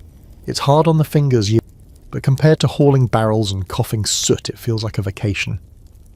As you sew a patch into your ever-disintegrating hose, the fire crackles softly. The shadows on the walls dance like they've forgotten what happened this morning. You try to forget too, but the smell of smoke still lingers in your clothes. It probably always will. Before you fall asleep, you check the figurine again. It's still there, tucked in your bundle of belongings, staring up at you with its smooth, blank expression. You wonder how many fires it's watched. Word count, 1,103. Awaiting continue, section 13. Winter arrives slowly, then all at once. One morning you wake up with your nose frozen and your breath puffing out in little ghostly clouds. It's still dark, but the kind of dark that doesn't budge no matter how much you blink at it. You fumble for your tunic with numb fingers and slip it on over your already clothed body. There's no taking things off in this weather, just layering up until you resemble a poorly made scarecrow. Outside, the entire village is hushed under a brittle skin of frost.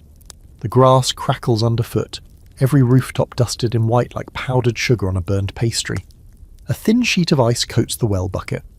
You kick it to break the crust, and the cold water inside greets you like a slap. Welcome to winter in a medieval village. Hope you like being cold. Hope you really like it. There is no central heating, no hot showers, no wool socks from a cosy online store.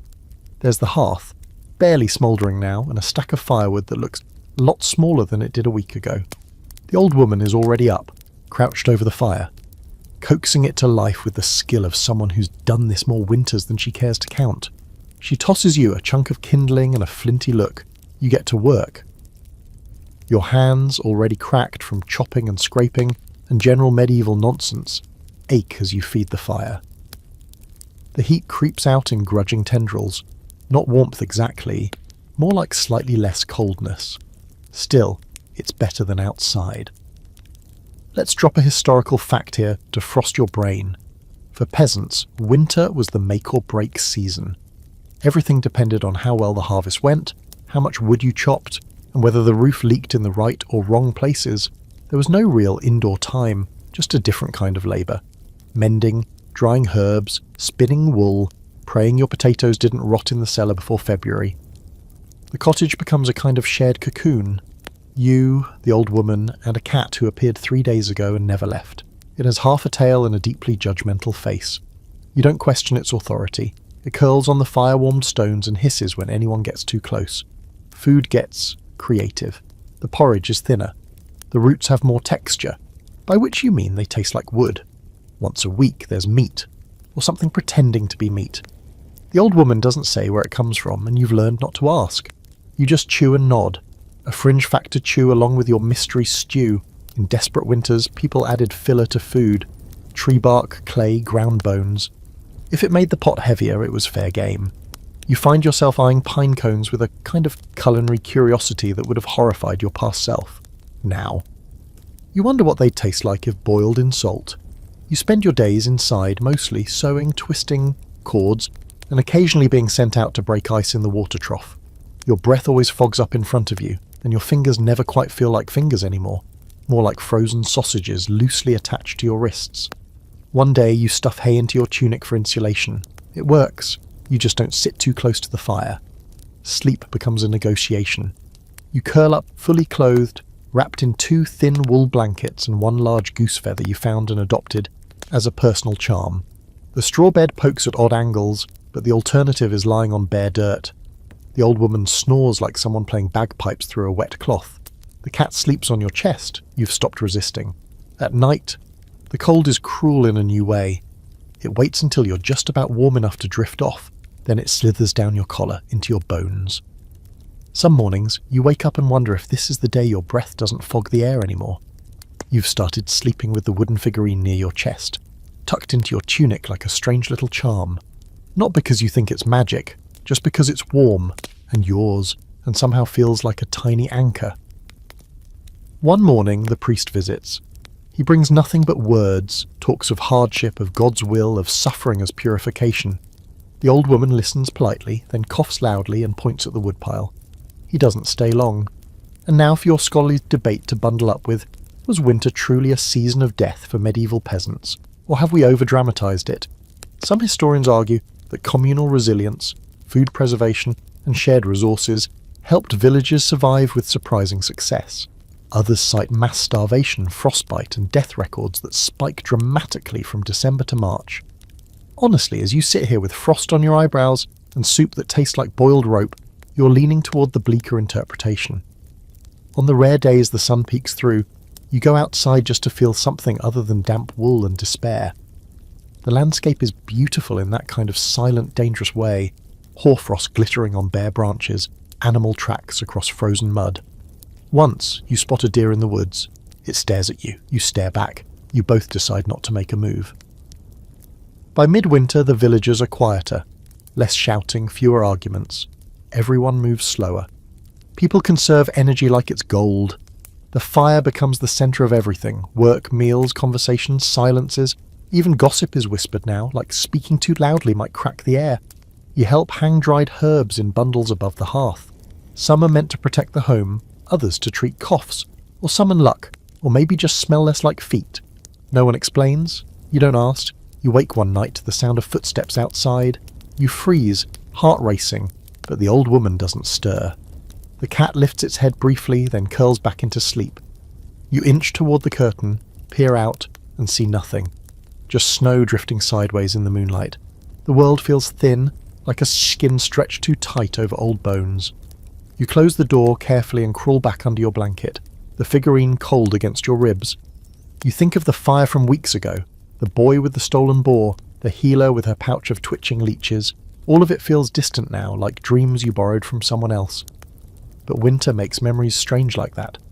Before you fall asleep again, you whisper a thank you to the fire for not going out. It doesn't answer, but it crackles just once, like it heard. Word count, 1003. Awaiting continue section 14. You don't mean to do it, really. You were just trying to be helpful, maybe a little clever. You didn't expect to be accused of witchcraft by the sundown. It all starts innocently enough. The old woman, the one who's kept you housed, vaguely fed and only occasionally insulted, comes down with something. Feverish, pale, muttering under her breath. She won't eat, won't move. She just lies bundled in the corner of the cottage, occasionally swatting at invisible things with one shaky hand. You recognise the signs. Maybe flu, maybe pneumonia, maybe just sheer exhaustion. The others don't know what to do. They bring her broth, which she spits out. They offer herbs, but she won't swallow. You sit beside her, wiping her forehead with a damp cloth, listening to her raspy breathing and wondering what this place does with the dying. You're pretty sure there's no hospice, so after a full day of sitting and sweating with worry, you do the only thing you can think of. You try something modern. You remember a tea your grandmother used to make back in the real world? Ginger, honey, lemon, it worked for hot colds, helped sore throats, calmed nerves. You don't have ginger or lemon, you do have hot water, bit of foraged mint from the edge of the woods, and honey, scavenged from a comb stored in a pot above the hearth. It's not an exact science. It's not even science. It's a gesture, a kindness. You brew the mixture in a cracked earthen cup, blow on it until it stops steaming, then carefully lift it to the old woman's lips. She sips, only a little, but she swallows. And for the first time all day, her eyes focus. Just for a second. You feel proud, useful. Maybe you're getting the hang of this whole medieval life thing. Until someone sees you. It's the neighbour, the one with the permanent scowl and the goat that hates you. She appears in the doorway, sees you crouched over the old woman and narrows her eyes. You smile. She doesn't smile back. She mutters something and backs away fast. By sunset, the whispers have started. They don't call you a witch outright, not yet. But the tone shifts. People speak quieter when you're near. They watch you longer. Children scurry behind doors when you pass. A man walking past you near the well frowns and mutters something about tongues of fire. You're not sure if he means your tea or your tendency to say things that make no sense in their language. The healer arrives that evening, summoned with some urgency. She checks on the old woman, smells the cup you left by her bedside, and gives you a look that's not quite angry, but not entirely pleased either. She mumbles something, then packs her things with more noise than necessary. As she leaves, she doesn't look back. Here's your historical fact for the night, because it's suddenly very relevant. Belief in witchcraft wasn't just a late medieval hysteria. Accusations could arise in any century, often rooted in fear, jealousy, or sheer confusion. A woman who healed unusually fast. Suspicious. A man who made strange noises. Cursed. Someone who didn't get sick when everyone else did. Clearly protected by unnatural forces. Sometimes it didn't take much more than a look and some bad weather. And you gave someone tea, which apparently is suspect behaviour. By morning, things have escalated. Someone has drawn a mark on your door, a crooked X in charcoal. The old woman is awake now, barely, but even she looks at it and grimaces. She rasps something you don't understand and pulls the blanket tighter around herself.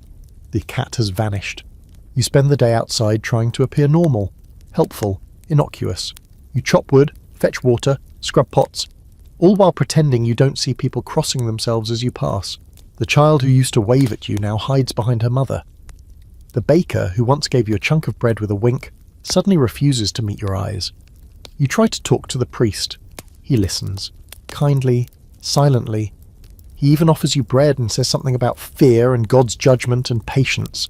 But he doesn't deny the whispers. He doesn't say you're safe. He just presses a small wooden cross into your palm and mutters a blessing that feels suspiciously like a farewell. And here's your fringe fact to tie it all together. In many places, people believed witches could be identified by their abilities to heal as well as harm.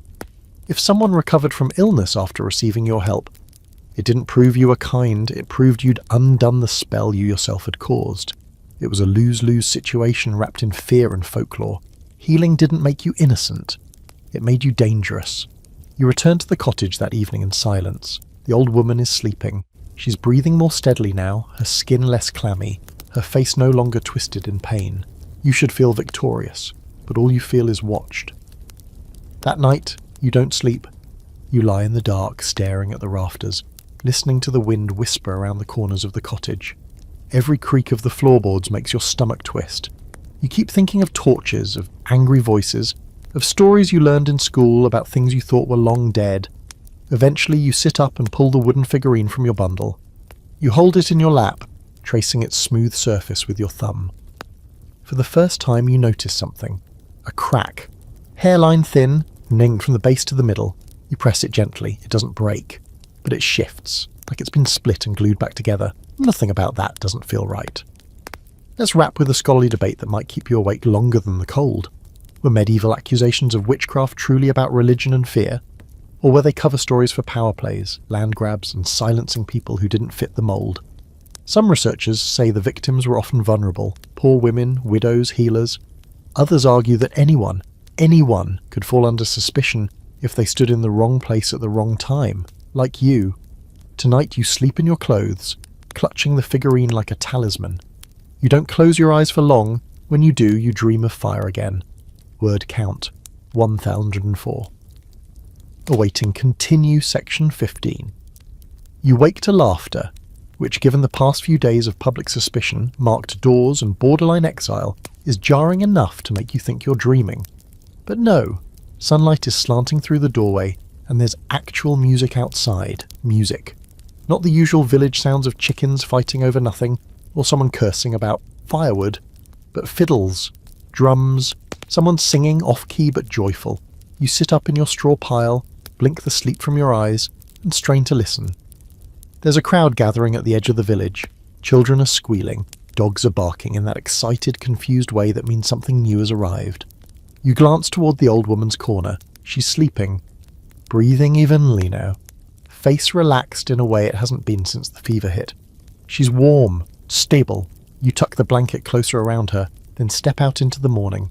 And there, bouncing down the road in a cart that's half broken and definitely repurposed from something that used to carry manure, is a travelling troupe. Or troop, depending on who you ask. A ragged collection of jesters, minstrels, jugglers, and loud personalities spilling from the cart like beans from a split sack. One man is on stilts, swaying dramatically as he tries to navigate the ruts in the muddy path. A woman with bells braided into her hair throws coloured powder into the air, which mostly ends up so in her own face. A boy no older than 10 is juggling apples while riding backwards on a goat. It's a mess, a loud, chaotic, ridiculous mess. And the village is loving it, you're loving it, because after days of whispers and frostbitten silences, the sudden explosion of colour and absurdity feels like someone kicking the door open on a stale room. You find yourself smiling. Actual smiling. You haven't done that in a while. Here's your historical spotlight. Travelling performers with a medieval equivalent of Netflix, news and scandal, all rolled into one. They brought music, stories, gossip from distant places, and a level of spectacle you could only dream of if your daily highlight was finding a turnip that looked vaguely like a foot.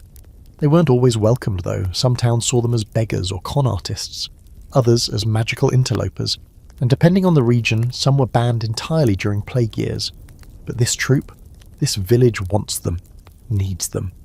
Within an hour, the village square is transformed. The carts are parked, drums are beating, and people are dancing in the mud like it's summer, not a half-frozen afternoon in the back end of nowhere.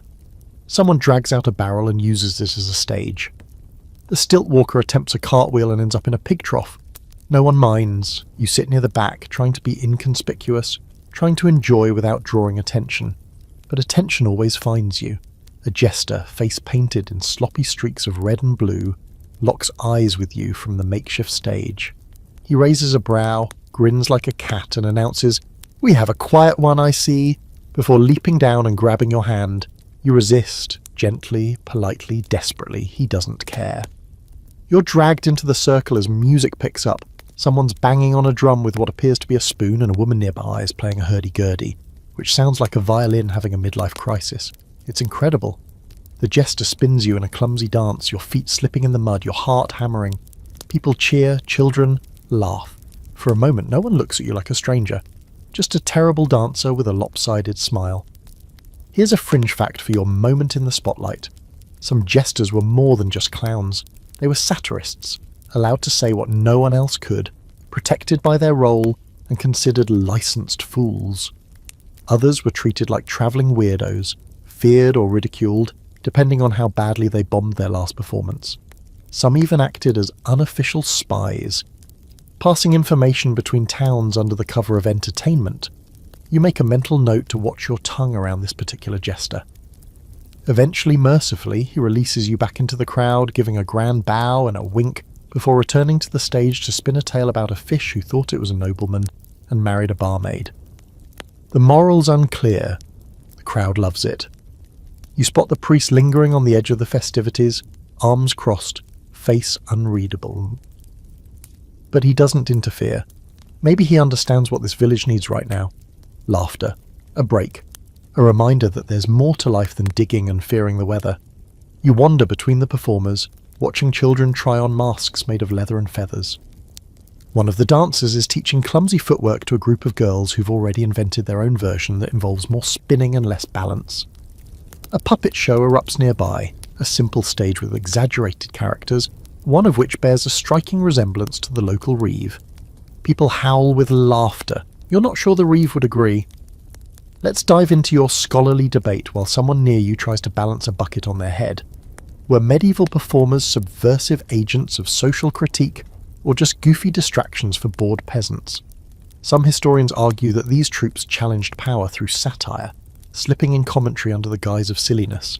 Others say they were harmless diversions, tolerated until they overstayed their welcome or made a joke too close to the truth. Either way, their role was vital, bringing connection and colour to lives painted mostly in brown and grey. As the sun dips behind the trees, the troupe lights small fires, and someone starts roasting chestnuts. A girl offers you one. It's warm, sweet, and slightly burnt. You eat it in one bite. Then comes the strange part. A man you hadn't noticed before, a fiddler with hair like straw and a cloak stitched from dozens of scraps, steps up to the centre of the square. He doesn't speak, doesn't smile, he just begins to play. The music is wrong, not bad, not ugly, but haunting. Too beautiful for this place. It twists in the air like smoke, pulls at your chest. People quiet. The laughter fades. Even the children sit still. The tune loops around itself, sorrowful and sweet, like something remembered from a dream you never wanted to wake up from. And when it ends, no one claps. They just sit there for a moment, breathing, unsure of what to say.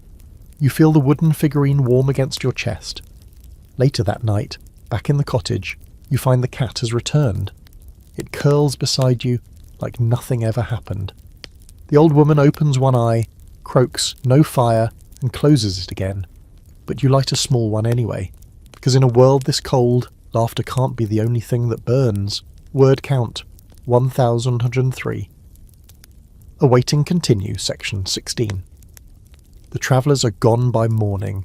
No fanfare, no goodbyes, just wheel tracks in the frost and a few forgotten scraps of costume fabric tangled in the hedgerows. You find one, bright green with a silver bell still stitched to the corner, half buried in the mud near the well. You pocket it without thinking, already missing their ridiculous noise. Their colour, their welcome absurdity. The village feels quieter now, like someone turned the volume down and the cold up. But the joy doesn't last long. By midday the mood changes. It starts with a knock at the cottage door. Loud, rapid, and insistent. Not the polite kind of knock. Not the "I brought you a carrot" knock, but the "someone's about to make a scene" kind. You open the door to find the reeve, red-faced and grim, flanked by two men you don't recognise. They wear cloaks stitched with rough emblems and carry long walking staffs. Not for walking. The reeve mutters your name, or the closest version of it he can manage, and then one word you do understand: fever. He wants you to come. You follow, pulled by that same mix of curiosity and dread that's become far too familiar. As you approach the far edge of the village, you see the crowd has already formed, not huge, not panicked, but tight, focused. At the centre is a woman, You recognize her from the fields, someone who once handed you a basket of onions and grunted in a way that seemed almost friendly. Now she's lying on a blanket on the ground, covered in sweat, eyes glazed, mumbling nonsense about silver dogs and a man with no face. Her skin is flushed, blotchy. She tries to sit up, then collapses, choking on her own breath. Someone sobs. Another person steps back, fast. The reeve says something sharp. The men in cloaks repeat it. Then the word you were hoping not to hear echoes across the small group like a curse. Plague. Not just sickness, not fever, plague.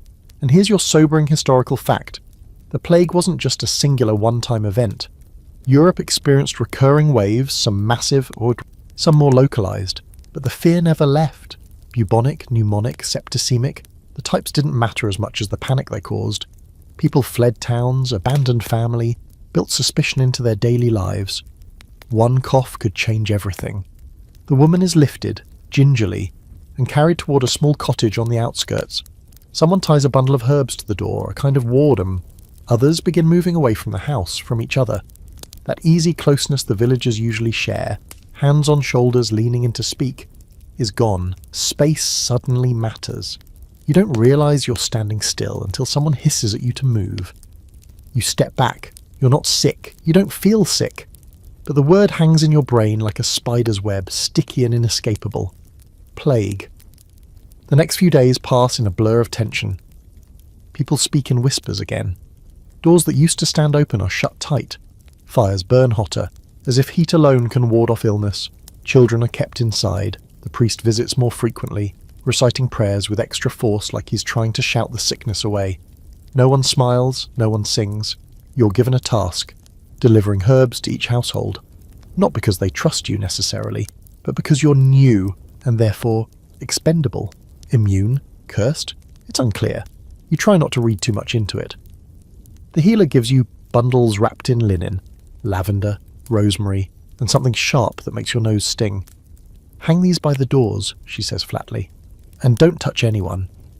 You do as you're told, you go from home to home, tying little bundles to posts and windows, or watched closely by people who no longer meet your eye.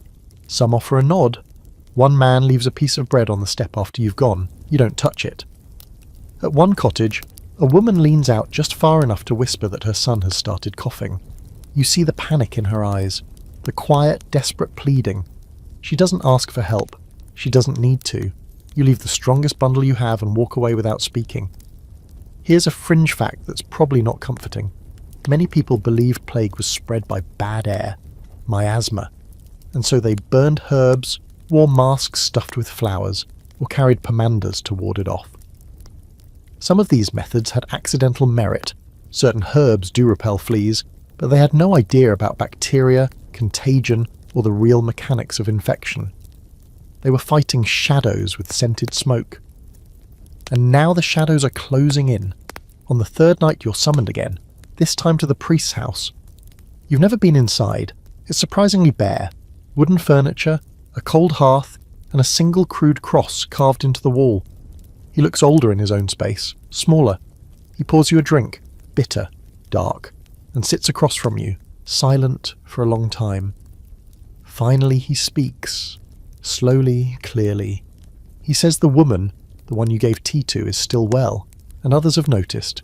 He's not accusing, not yet, but he's asking, what are you? Who are you? Why do the sick around you get better while others waste away? You don't have a good answer. You just sit there, frozen, heart pounding, trying to explain that sometimes people just recover, that you don't know why the tea worked, that maybe it didn't work at all and she was just stronger than they thought. But none of those words come out. Because in this world, reason doesn't always win. Stories do. And your story? It's getting complicated. He tells you to be careful, to stay away from the sick, to avoid being alone with anyone who dies. He doesn't say it, but you understand one wrong move, one slip, and the rumours that have been trailing you like smoke might catch fire. Here's your scholarly debate, appropriately grim. Did plague paranoia actually protect communities through makeshift quarantines and avoidance, or did it just fracture them into pockets of suspicion and cruelty? Some historians point to the early roots of public health, segregation of the sick, use of masks, regulation of burial practices. Others argue it broke villages. leading to fear-driven scapegoating and the brutal targeting of outsiders, healers, or anyone seen as other. You fall asleep that night clutching the fabric scrap from the jester's costume. It still smells faintly of smoke and whatever perfume he'd doused himself in. You miss the music, you miss the laughter, but most of all, you miss the feeling of being seen without fear, and when you dream, it's not fire this time, it's the village, silent, empty, every door marked, and you standing in the square, alone. Word count, 1002. Awaiting continue section 17, you're assigned to the night watch. It's not glamorous. No sword, no dramatic torchlit patrol, just a splintery pole, a lantern with more soot than flame, and a rough wool cloak that smells like a fermented goat. You don't know if this is a promotion, a punishment, or simply a way to get you out of the cottage at night. The Reeve doesn't explain. He just shoves the pole into your hands and says something about fire. Does. You nod. That seems to cover most medieval problems. They send you to the north edge of the village, near the woods, the one place no one really wants to be after sunset. Not because of wolves or bandits, but because of stories, whispers, old paths that lead to nowhere, lights that flicker and vanish. You heard them around the fire your first week here, tales told by grandmothers with knowing eyes and too many missing teeth. You didn't believe them then, you're not sure you believe them now, but here you are, standing in the cold alone with a lantern that sputters every time the wind sighs. The watch lasts from sundown to sunrise, or until your limbs go numb, whichever comes first. The path you're assigned to patrol is narrow, lined with sagging fences and thorny brush. The ground is frozen solid, which is a blessing because it means you won't fall into anything too gross in the dark. It also means your boots are about as effective as wooden blocks strapped to your feet. You walk slowly, half dozing, lantern swinging by your side. The light barely cuts the darkness. It just makes shadows dance along the hedgerows. Every rustle becomes suspicious. Every creak of a branch becomes a footstep. Your mind plays tricks on you, feeding you your own fears on a loop. Somewhere near the churchyard, a rat the size of a house cat scurries across the path, dragging something that looks disturbingly like a chicken foot. You freeze, the rat freezes. You stare at each other like reluctant colleagues on the worst night shift imaginable. Then it vanishes into the undergrowth, and you try to pretend that didn't just happen. Let's pause here for a historical fact to keep you company. Night watches were a real part of medieval village life. With fire as a constant threat and theft not far behind, many communities took turns keeping vigil while others slept. Sometimes it was voluntary, sometimes it was punishment. And often, the watchman was more likely to fall asleep or drink himself unconscious than actually catch anyone. You decide to stay somewhere in the middle, semi-alert, mostly cold, only slightly haunted. You stop by the well to rest. The village is silent, save for the distant hoot of an owl and the occasional grunt of some beast you sincerely hope is a pig. The stars are out tonight, clear, hard, pinpricks of light that feel both close and unreachable. You lean against the stone edge of the well, breathing in the sharp, icy air, and try not to let your mind wander too far. Then you see the light. It's faint at first, a flicker in the trees, too small to be the moon, too steady to be lightning. You squint into the darkness. It flickers again, farther down the path near the woods, where no one's supposed to go after dusk. A pale, bluish glow bobbing gently. Lantern. Ghost. Will-o'-the-wisp. You try to rationalize it, but you're already walking toward it. Of course you are. It leads you slowly, through a break in the fence and along a narrow deer trail. The cold sinks deeper into your bones with every step, but the light pulls you on. It moves like it knows you're watching. Like it wants you to follow. Maybe you should turn back, definitely actually, but your feet don't listen. And here's your fringe fact, courtesy of medieval folklore. Will-o'-the-wisps, ghostly lights that lead travellers astray, were believed to be spirits of the dead, cursed souls or mischievous fae. Some said they protected hidden treasure. Others claimed they led the curious into swamps, never to return. You're currently hoping it's the treasure version. The light drifts to a clearing. At the centre stands an old tree, twisted, enormous, with roots that bulge like veins across the ground. The light hovers near the trunk, then fades, just gone, like a candle snuffed out. You stand there, panting, breath fogging the air. Everything is quiet again, still, and then you hear it. Not a sound exactly, more like the absence of one, a pressure, a hush that settles around your ears like thick wool. The tree hums with it, like it remembers things it can't speak. You take a step closer, and your boot cracks a branch. The sound feels too loud, too sharp, like you've interrupted something. That's when you see the carvings. Symbols, deep, ancient, gouged into the bark with something sharper than a blade. Some look like runes, others like faces. One of them, half hidden by moss, is eerily similar to the pattern on your wooden figurine. You reach for it instinctively, and the wind picks up, hard. Leaves and frost whip around you, the branches creaking like bones, and a groan comes from the tree. Not wood shifting, but something deeper. Like the tree knows you're here. You run. You don't remember making the decision. Your legs just move. You crash back through the undergrowth. Slip on frost, rip your sleeve on a thorn, but you don't stop until the well is back in sight. The cottage roofs rising in the distance like dark teeth. You don't look back. You get through the rest of the night on sheer adrenaline. You stand near the fire pit, arms wrapped around yourself, watching the sky lighten by inches. No more lights, no more trees, just frost mud and the smell of your own fear. Let's wrap with a scholarly debate that might help you justify what just happened. Were these stories of ghost lights and haunted woods metaphorical warnings? Don't stray, stay close, fear the unknown. Or did they reflect actual shared experiences, hallucinations born of hunger and cold, or even natural phenomena like swamp gas and phosphorescence? You don't know. You just know that light was real, and it wanted something. As the sun finally rises, the reeve returns to collect your lantern and mutter something dismissive. You nod like nothing happened, like you didn't nearly join the ghost parade. You crawl back into the cottage, into your straw mat, and curl around the figurine still tucked into your tunic. The crack in it feels deeper now. So do you. Word count, 1101. Awaiting continue, section 18. You sleep late the next morning, or maybe it's not morning anymore. Your internal clock has given up trying to tell time in this world where nothing ticks, nothing beeps, and the only reliable alarm is the sound of hooves or screaming. You wake slowly, like your body is resisting the idea of returning to a place where the trees groan and lights drift in the night. Your arms ache, your clothes still carry the scent of cold dirt and frostbitten moss. The old woman is gone, probably to the communal bakehouse or the field, or maybe just outside to grumble at chickens. You lie there a little longer, thinking about the clearing, the carvings, the way the wind pushed at your back like invisible hands. You half wonder if you dreamed it, if the cold, the sleeplessness, and your growing obsession with a wooden figurine are all just blending into hallucination. But the ripped sleeve says otherwise. So does the scratch across your shin. You sit up and decide, whatever it was, you're not going near it again. Not today, not ever. But today the village has other plans for you. There's a visitor. No, not a traveller with coloured scarves and lutes.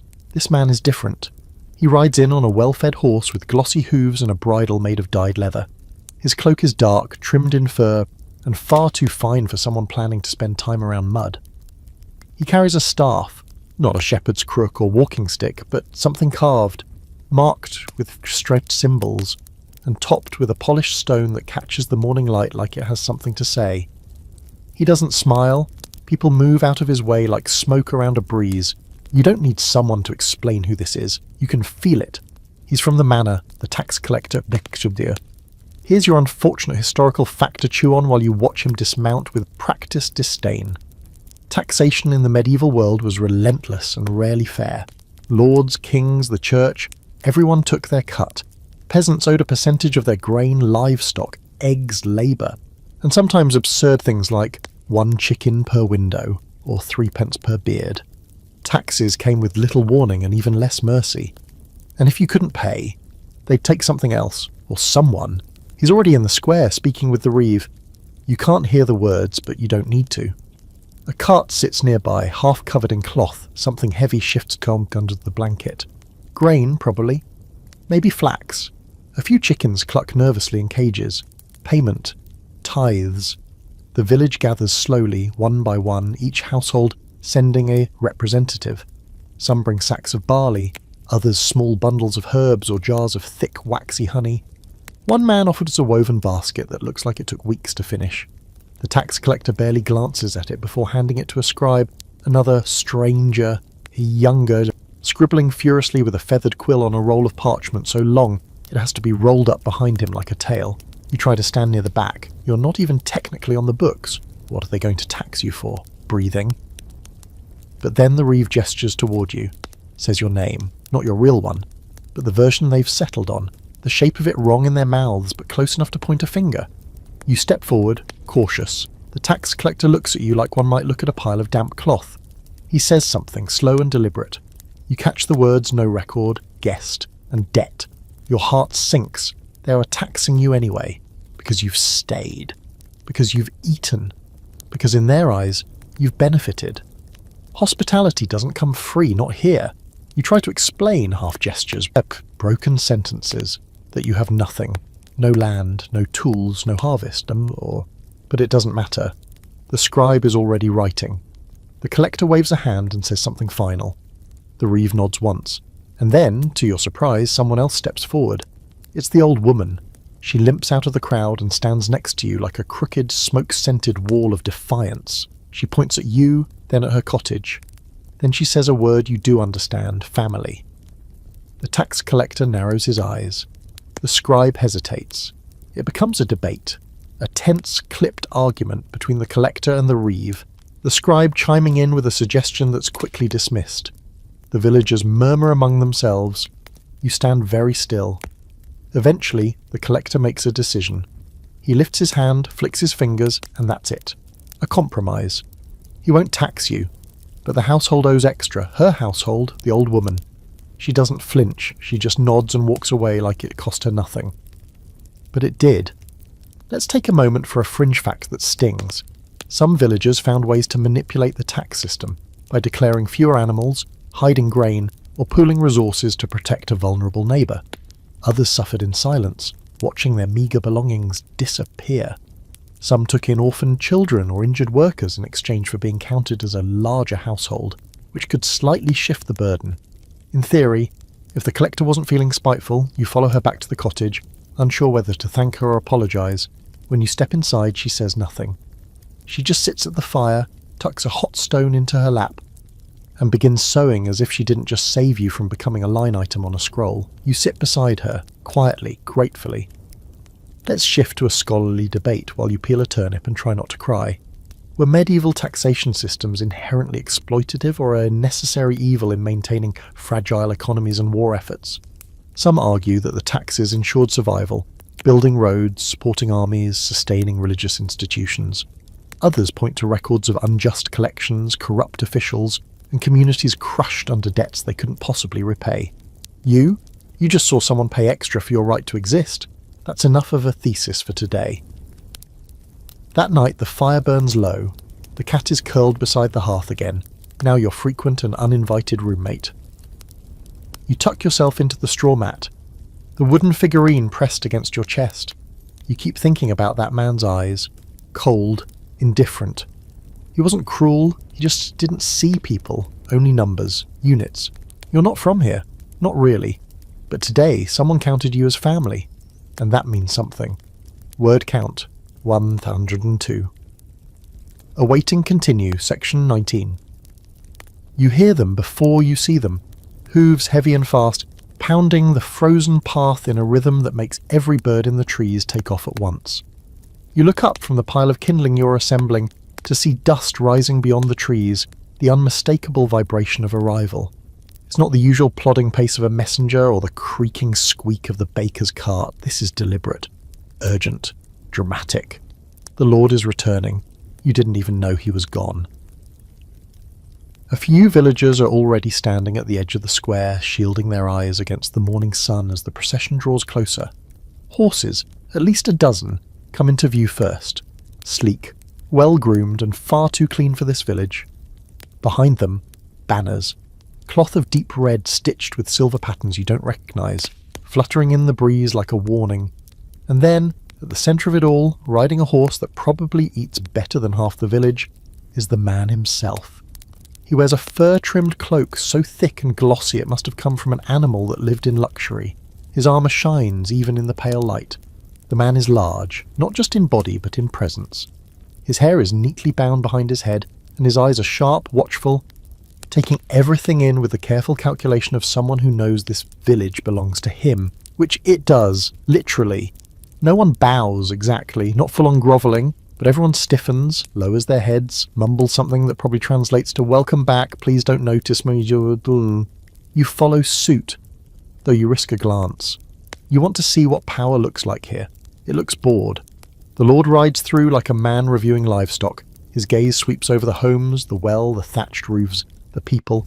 There's no anger, no joy, just confirmation. His lands still exist. His people are still alive. No one has run off with the sheep. Good. Here's your historical lens for this morning's parade. Many lords didn't live full-time on their estates. They moved between manors, managing their wealth and holdings like real estate portfolios. Their power was both symbolic and practical.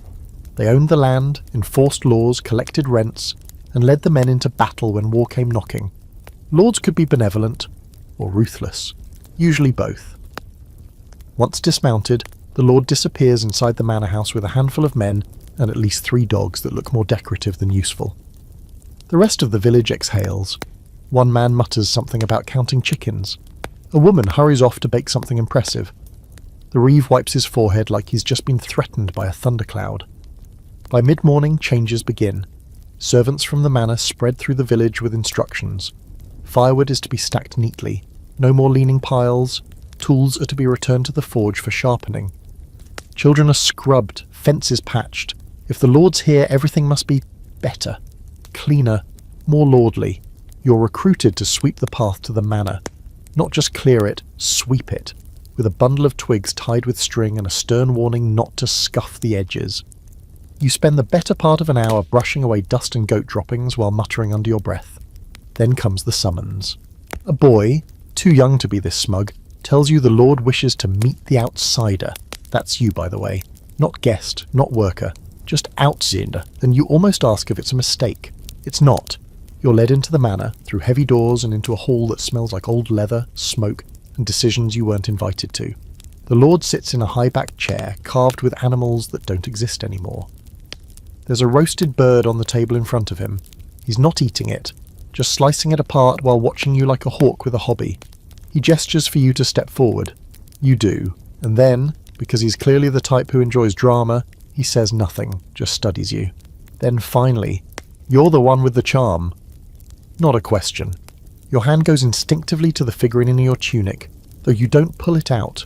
You feel your pulse in your throat, in your fingertips. You manage a nod. The Lord tilts his head.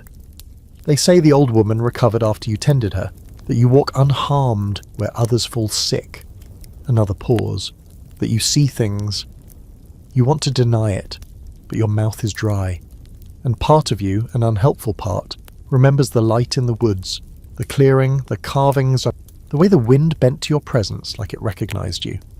I see, he says, before you can speak. Here's a fringe detail for your mounting panic. Lords, especially in rural regions, were often deeply tied to local superstitions. They enforced the king's law, yes, but they also protected their land from more than just thieves and tax dodgers. They were gatekeepers of the strange, and sometimes participants. Some kept relics, some funded abbeys in exchange for spiritual favours. Some dabbled in darker things. The Lord stands slowly, walks toward you with the quiet confidence of someone who's never slipped in mud or worn anything itchy. I don't care what you are, he says, but if you bring trouble to my village, you'll regret ever waking up here. And then, just as calmly, tell me if the dreams change. Before you can respond, he waves you away. You're dismissed. You stumble out of the manor, head spinning. The boy is gone. The hall is colder than it should be. Outside, the village looks normal, like it hasn't just shifted slightly on its axis. But it has. You feel it. Let's wade into a scholarly debate to ground you. Were lords truly rational landowners, or did they often cross the line into folklore, magic, and manipulation? Some scholars argue that noblemen clung to control by embracing rituals and signs, especially in rural areas with little oversight. Others claim those tales are exaggerations, superstitions misunderstood as policy, but after that conversation, you're not sure where that line is anymore. That night, the cottage feels smaller. The old woman notices your silence but says nothing. She just hands you a bowl of stew and sits beside you by the fire. You eat. Slowly. The figurine is warm again against your skin. You don't sleep, because now you know two things. The Lord is watching, and he believes you dream. Word count 1103. Awaiting continue. Section 20.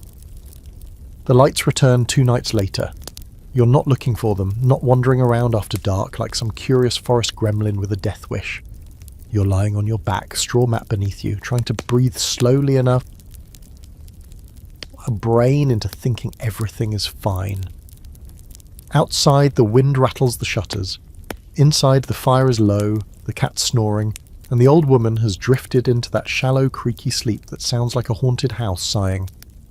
And then it happens. Just as you begin to fade, that same blue glow slices across the wall. You bolt upright. The light doesn't flicker like fire. It pulses, soft and unnatural, like moonlight that forgot how to behave. You scramble quietly to the door, the figurine already clutched in your hand without you realizing. You peek through a gap in the curtain and see it. Not one light. 3, moving in tandem just beyond the tree line, dancing slowly, bobbing side to side like they're searching for something. You don't tell the old woman, you just grab your cloak and follow, because of course you do. You slip out into the cold, following the path past the well, past the fields now dusted in frost, your breath hanging around your head like a second ghost. The lights drift toward the woods again, those same cursed woods where the air feels thick and the shadows always stretch too long. But this time, they don't go to the tree. They turn, they lead you along a winding path deeper than you've ever gone. You push through brambles and branches that snag your sleeves. A branch snaps beneath your foot, but the lights don't react. They just continue, slow and steady, until they reach a small clearing. There's a circle. Not made of stones like before, but of people. Figures in cloaks, standing in silence, arranged in a perfect ring. You freeze behind a tree, heart thudding so hard you're sure they can hear it. The lights hover above the group like floating lanterns. No fire, no smoke, just glow. You recognize none of them. Not by face, not by voice, but they're speaking. Not loudly, not in words you know. It's a low, rhythmic chant, like wind through reeds, like water gurgling over old bones. One person steps forward. He removes his hood. It's the fiddler from the travelling troupe. He's different now, his face gaunter, eyes too bright. He holds a staff, not ornate like the tax collector's, but knotted wood etched with carvings that hum with familiarity. He speaks, louder now. The words are clearer. The line thins, he says, and she has it. The mark, the object. You don't know who she is. Then you realise they're all looking at you. You hadn't moved, hadn't stepped forward, hadn't breathed louder than a mouse. But they know. Here's your chilling historical footnote. Many villages had their own secret societies, traditions passed down outside of church walls, sometimes for healing, sometimes for curses, sometimes just because someone's grandmother once taught them to whisper to the wind. And sometimes people gathered in woods, in circles, and said things they didn't admit to in daylight. You back away slowly, but a woman, older, sharp-eyed, scarred down one cheek, lifts her hand. "No need to run," she says, her voice like cracked honey. "You've been walking to us since you arrived." Another speaks. "The charm drew you here. You were chosen, or sent." You glance down at the figurine. It glows. Not bright, just a soft pulse, like a heartbeat. "Do you know what you carry?" the fiddler asks. You shake your head. It's a tether, a vessel, a gate. You want to laugh, you want to scream, but all you can say is, "I didn't ask for this." "No one ever does," says the woman, "but some carry it better than others." They approach, not fast, not threatening, just too closely. You're encircled before you can move, hands held out not to take, but to show. Each holds something, a bone, a bundle of dried herbs, a smooth black stone, a strip of red cloth, ritual objects, symbols, tools. You don't know what any of it means, but somehow you do. The fiddler lifts his staff. "We don't want you to choose now, only to understand. The veil is thinner this year. The old blood stirs, and you dream." There it is again. Dream. "The Lord knows," the scarred woman adds, "but he doesn't understand. He never did. He wants to control what he fears." "Which makes him dangerous," says another. And now for your fringe fact of the night. There are documented cases, real ones, of lords, priests and local rulers secretly sponsoring occult studies. Not always to suppress them, sometimes to harness them, to divine the future, to twist fate. They'd keep charm makers and dream readers in secret wings of their estates, hidden under the cloak of silence. Some were rewarded, others vanished. You clutch the figurine tighter. What happens now, you ask finally? The fiddler smiles. You choose whether to listen, and with that the lights extinguish. You wake up in your straw mat. There's ash in your hair, frost on your boots, mud on your hands, but you're home, somehow. And the figurine? It's split. Not broken, just open. Inside is a bead, black, smooth, still all warm. You don't touch it, not yet. Instead, you stare into the fire thinking about the circle, the chant, the choice. And here's your scholarly debate to close with. Did medieval occult gatherings actually exist, or are they the product of fear, propaganda, and projection? Some historians argue for real, localized ritual traditions, pagan roots that refuse to die. Others say the records were confessions under torture, misinterpretations by paranoid authorities. You were there. Whether in dream or reality, you stood in the circle, and they called you by name. Word count, 1003.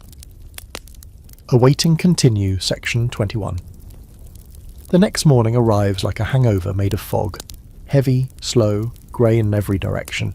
It hangs over the village, blunting edges, muting colour, making every step feel like it happens underwater. You wake with the weight of the night still on you. The bead from the figurine wrapped in a scrap of cloth and tucked into your belt, like a secret you're pretending not to have. No one mentions anything unusual. No one gives you a second glance. But something in the air has shifted, and you know it's not just in your head. It's in the way people move. More deliberate, more cautious. Like they too heard things in the trees, or maybe you just want them to have. You try to act normal. You chop kindling, help the old woman sort through a pile of frost-damaged turnips, even smile when the cat climbs into your lap and sneezes directly into your face. The illusion holds, until the reeve appears at the doorway, arms crossed, expression grim. There's a trial, he says. You'll sit with the others. You're not sure what that means exactly, but you nod, because you've learned to nod when the reeve speaks. And within an hour you're being led with half the village toward the centre of the square, where a large wooden stool has been dragged out like it's about to give a solo performance. The accused is already seated. It's a boy, maybe 15, skinny, wild-eyed, mud still streaked down one cheek. He's missing a shoe. Or maybe it was never there to begin with. His name is Elric, someone tells you quietly, and you realise you've seen him once or twice chasing chickens and getting yelled at by his uncle. Apparently this time he chased something else. He stole a goose. You almost laugh, you really do. A goose? But then you see the bird, tied up nearby, squawking like it's giving testimony. And you realise, this is serious. Deadly serious. Let's slip in your historical context before things get louder. Medieval courts existed at all levels, from royal halls to village greens. Manorial courts like this one dealt with local disputes, often petty, occasionally dangerous. Theft, grazing animals where they shouldn't graze, not attending church, brewing bad beer. Yes, that was a real charge. Trials were community events, equal parts punishment and performance. Sometimes there was justice, sometimes there was just a scapegoat and a bored lord. In this case, no lord. Just the reeve, the priest, and 3 other elders who look like they have been carved from the same piece of timber. The crowd encircles the boy like a human fence. You're pulled to the front, close enough to see Elric's hands shake. The trial begins. The reeve calls the charges: theft of livestock, disruption of property, dishonour to his uncle's household. You can tell the last one stings the most. The uncle, standing nearby with a face like spoiled milk, nods along like this is the climax of a personal vendetta. Elric speaks next. His voice cracks. "I didn't steal it. It followed me." A few people snort. One woman mutters something about that old excuse. The reeve asks questions. Did he feed it? Did he call it by name? Did he tie it with twine and attempt to trade it for a carrot? Apparently, yeah, he did. Elric's face burns red. He stammers something about hunger, and no one noticing it was gone. The priest crosses himself like the boy just confessed to summoning a demon made of feathers. Then comes the goose's owner, a man with too many teeth and a reputation for measuring things that aren't his. He claims emotional distress, claims the goose is traumatized. The bird honks as if on cue, which might actually work in Elric's favour if the village weren't taking this so terribly seriously. The punishment is discussed. Options include a public whipping, 3 days in the stocks, a fine of 2 hens, or, if the goose were harmed, removal from the village entirely. Banishment. You realise, with a sick twist of irony, that the figurine hidden in your belt is not the only thing someone wants to make disappear today. Here's your fringe fact. Geese were valuable. They weren't just noisy yard ornaments. They gave eggs, feathers, meat, and free security. A good goose could fetch more than a sheep. People went to court for less. Some were even punished harder for stealing animals than for attacking neighbours. One of the elders asked the priest for guidance. The priest, after a long pause, says, "The boy is wayward, but not beyond saving." It should be good news, but it's not, because now they're talking about repentance through service, hard labour, public prayer, wearing a penitent's collar, wooden, heavy, marked with a symbol that says sinner, a literal weight to bear around the neck for a week or more. You glance at Elric. He's shrinking by the second. The reeve calls for a vote. One by one, hands are raised. You watch the tally rise. Elric doesn't move. He's already folded into himself. Then someone coughs. You didn't mean to. But it echoes in the quiet. Heads turn. Someone near you mutters, "The outsider." And now it's your turn in the circle. The reeve frowns. "Have you something to say?" You don't. Of course not. Your mouth betrays you. "He's just a boy," you say. "He was hungry." A pause, a long, full stop of a moment. The reeve squints at you. "And you would feed him?" It's not a question. It's a dare. You nod. Another beat of silence. Then the priest speaks. Perhaps she should take responsibility for him then, if she knows his stomach so well. You want to argue, but your head nods again, because in this village, silence is permission, and permission is fate. The final vote is cast, no stocks, no flogging, just a week under your watch working off his debt. The reeve looks relieved, or maybe bored. He bangs a staff against the ground. Let it be done. The crowd disperses. The goose is untied and struts away with more dignity than anyone else present. Elric is handed off to you like a wet sack of guilt. And here's your scholarly debate. Did communal justice foster empathy or conformity? Were these trials exercises in shared morality or control mechanisms to keep everyone in line? Some say village courts offered a voice to the people. Others argue it was theatre with predetermined scripts. You just saved a kid from being beaten over a goose. You and Elric walk back to the cottage in silence. He smells like old hay and desperation. The cat hisses when it sees him. The old woman raises one eyebrow, then mutters, "You collect strays now?" You don't answer. You just hand Elric a bowl and a spoon and point to the bench. That night you lie awake thinking about the circle in the woods, and the one in the square, not so different, really. Word count, 1102. Awaiting continue, section 22. You don't know what day it is anymore, but everyone in hell seems to. There's a buzz in the air the moment the sun rises. An actual buzz, like someone shook the village and sprinkled it with powdered anticipation. The reeve's shouting commands. Children are being scrubbed, their protests echoing from every corner. People carry bundles of cloth, baskets of food, and long wooden poles wrapped in faded ribbons. Even the goats seem excited, though that might just be the general chaos making them extra twitchy. You ask the old woman what's going on. She snorts and says feast date like it's obvious. You ask which one. She shrugs. The one with drums? You get the sense no one really remembers what the feast is for. Saints, harvest, particularly merciful rainfall one summer. But the fact that it's happening is more important than the details. After weeks of illness, tension, rumours and freezing nights, the village is starving for joy, or at least heavily salted stew. By midday the square is transformed. A long table has been assembled from borrowed planks and whatever vaguely flat surfaces people could drag out of barns. Scraps of faded cloth are draped between poles, fluttering in the wind like they're trying very hard to pretend they're banners. A fire pit blazes near the well. People laugh more freely than usual. There's meat roasting. Actual meat. You don't ask what kind. The smell is good enough to override curiosity. Here's your historical slice of context. Medieval feast days weren't just about religion. They were lifelines, punctuations in a year otherwise dominated by labour and survival. Some were sacred, others were excuses to drink until your legs forgot how to function. Often they mix both with little concern for consistency, and critically, They mark time in a world where most people didn't own calendars. Elric is still your awkward shadow. Since the trial he's been quiet, not sullen, just canoes. Like he's waiting for the punishment to begin in earnest. You haven't told him there is no formal punishment. Just chores, meals, maybe a few lectures about not trading livestock for vegetables.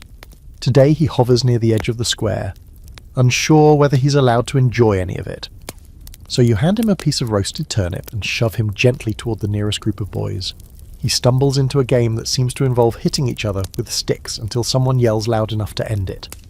Close enough to friendship, the old woman, surprisingly, lets herself be coaxed out into the square too. She settles on a stool near the fire, wrapped in 2 shawls, gnawing on something she claims is rabbit, but might be optimism. Her eyes are softer today, and when someone offers her ale, she doesn't even growl. You find yourself next to the baker, who still refuses to smile at you but does hand over a bun stuffed with dried apples and what might be old cinnamon. It's dry, it's chewy, it's perfect. The musicians arrive mid-afternoon. It starts with 1 drum, deep, rhythmic, ancient sounding. Then a second joins in, offbeat and too fast. A pipe follows, squealing high and wild like a drunken bird. Before long, a makeshift band is formed in the square, and people are clapping, stomping, dancing badly. Here's your fringe detail to stomp along to. Dance in medieval Europe wasn't always about performance. It was about ritual, bonding, and occasionally survival. Circle dances warded off illness. Paired dances foretold marriage. Some were banned by the church, especially the wild, spinning ones that seemed to possess people. But the dances never stopped. They just moved out of sight. You get pulled into one by a woman with 3 missing teeth and absolutely no sense of tempo. It doesn't matter. You spin until you're dizzy, stomp until your feet ache, and laugh until your ribs hurt. No one's watching you like an outsider today, just someone clumsy with rhythm. Then the drums stop, just snap, silence. Everyone turns to look. The ale has run out. You'd think a bear just walked into the square holding a torch and a tax scroll. There's a moment of collective mourning, then panic. The brewer, a hunched man with suspiciously stained hands, throws up his arms and declares that the second barrel was stolen. Accusations fly. A child sobs. A woman demands answers. Someone suggests this is divine punishment for letting a goose thief go unflogged. And then, because of course it happens now, someone brings out the other drums. Not the cheerful, thumpy ones, the old ones. The ones pulled from a dusty trunk behind the forge, wrapped in waxy cloth and whispered about more than played. These aren't instruments, they're artifacts. The village is quiet as the first one is unwrapped. It's made from a single hollowed log, painted in strange spirals. The hide stretched across it isn't cow, it's thinner, pale. You don't ask, you don't want to know. A young woman, normally silent, always watching, kneels beside it and begins to play. The rhythm is slow, deep, like breathing from the earth. The air shifts. People don't dance to this drum, they listen. Then another joins in, and another. 3 drums weaving together something older than the village. The fire crackles louder. The sky seems darker, though the sun hasn't set. And here's your scholarly debate for this unsettling moment. Did medieval music tap into communal memory and belief in ways we don't fully understand? Some scholars suggest certain rhythms were designed to induce trance, connect communities to older, pre-Christian traditions. Others argue it's nonsense, coincidence dressed as meaning. You're not sure, but you know this isn't just music. The figurine at your belt grows warm again. You back away from the fire as the drums swell. Elric finds you, eyes wide. Are they praying? He whispers. No, you say. Not to anything we know. Then, without warning, the rhythm cuts off. The last beat echoes into the square like a final breath, silence. Someone coughs. The mood breaks. People blink like they've just woken from a nap they don't remember taking. The old woman shakes her head and mutters, "Stupid kids with stupid drums!" But she's gripping her shawl like it might jump off her shoulders. The feast resumes, slowly. But it's different now. Quieter. Like everyone got too close to something old and realised they didn't want to see its face. That night, Elric says nothing as you both sit by the fire. He just stares at the figurine when you think he's not looking. You don't sleep easily. The beat still echoes in your chest. The feast was for joy, but joy always invites something else. Word count, 1002. Awaiting continue. Section 23. It's raining now, not the heavy, satisfying kind that drums on the roof and washes everything clean. This is the miserable kind, thin, persistent, cold, the kind that seeps into the seams of your cloak and finds every weak spot in your boots. It's been falling for 2 days straight, turning the paths into slush and the air into a constant wet sigh. The kind of rain that makes even the animals look annoyed. You see a goose standing under a sagging cart like it's rethinking its entire existence. The feast day feels like it happened in another life. After the drums, something in the village shifted again. People don't speak of it. They go about their routines with forced cheer, but their eyes flick sideways when thunder rolls, and the firewood gets stacked higher than ever. The old woman has become more superstitious, leaving sprigs of rosemary above the door and muttering blessings over the fire that definitely aren't from the church. Elric hasn't said a word about the figurine, but he hasn't gone near it either. He avoids your sleeping mat like it's smouldering, and you feel pulled. Like something has its hand on your back, steering you slowly toward a place you didn't ask to go. You try to busy yourself, that's how they all cope here. With movement. You help repair the fence near the pig pen, though you're fairly certain the pigs don't even believe in fences. You carry buckets from the well. You help the healer collect rainwater and press herbs into waxy bundles meant for treating coughs. The healer speaks to you only when necessary, and never about the night of the feast. She just presses a poultice into your hands and points toward the house of an older man who's begun coughing up black phlegm. The sickness is creeping back. Let's talk about a historical fact that now feels far too personal. After any large gathering in medieval times, feast days, market days, weddings, illness often followed. With no understanding of germ theory, and no real way to clean hands or shared bowls, viruses and bacteria spread quickly. Respiratory illness, stomach sickness, infections from minor wounds, they could flare up after something as joyous as a holiday. And the drums? Probably didn't help anyone's immune system. You visit the sick man, he's worse than you expected. His skin is hot, waxy and pale, and there's a grey film over his eyes.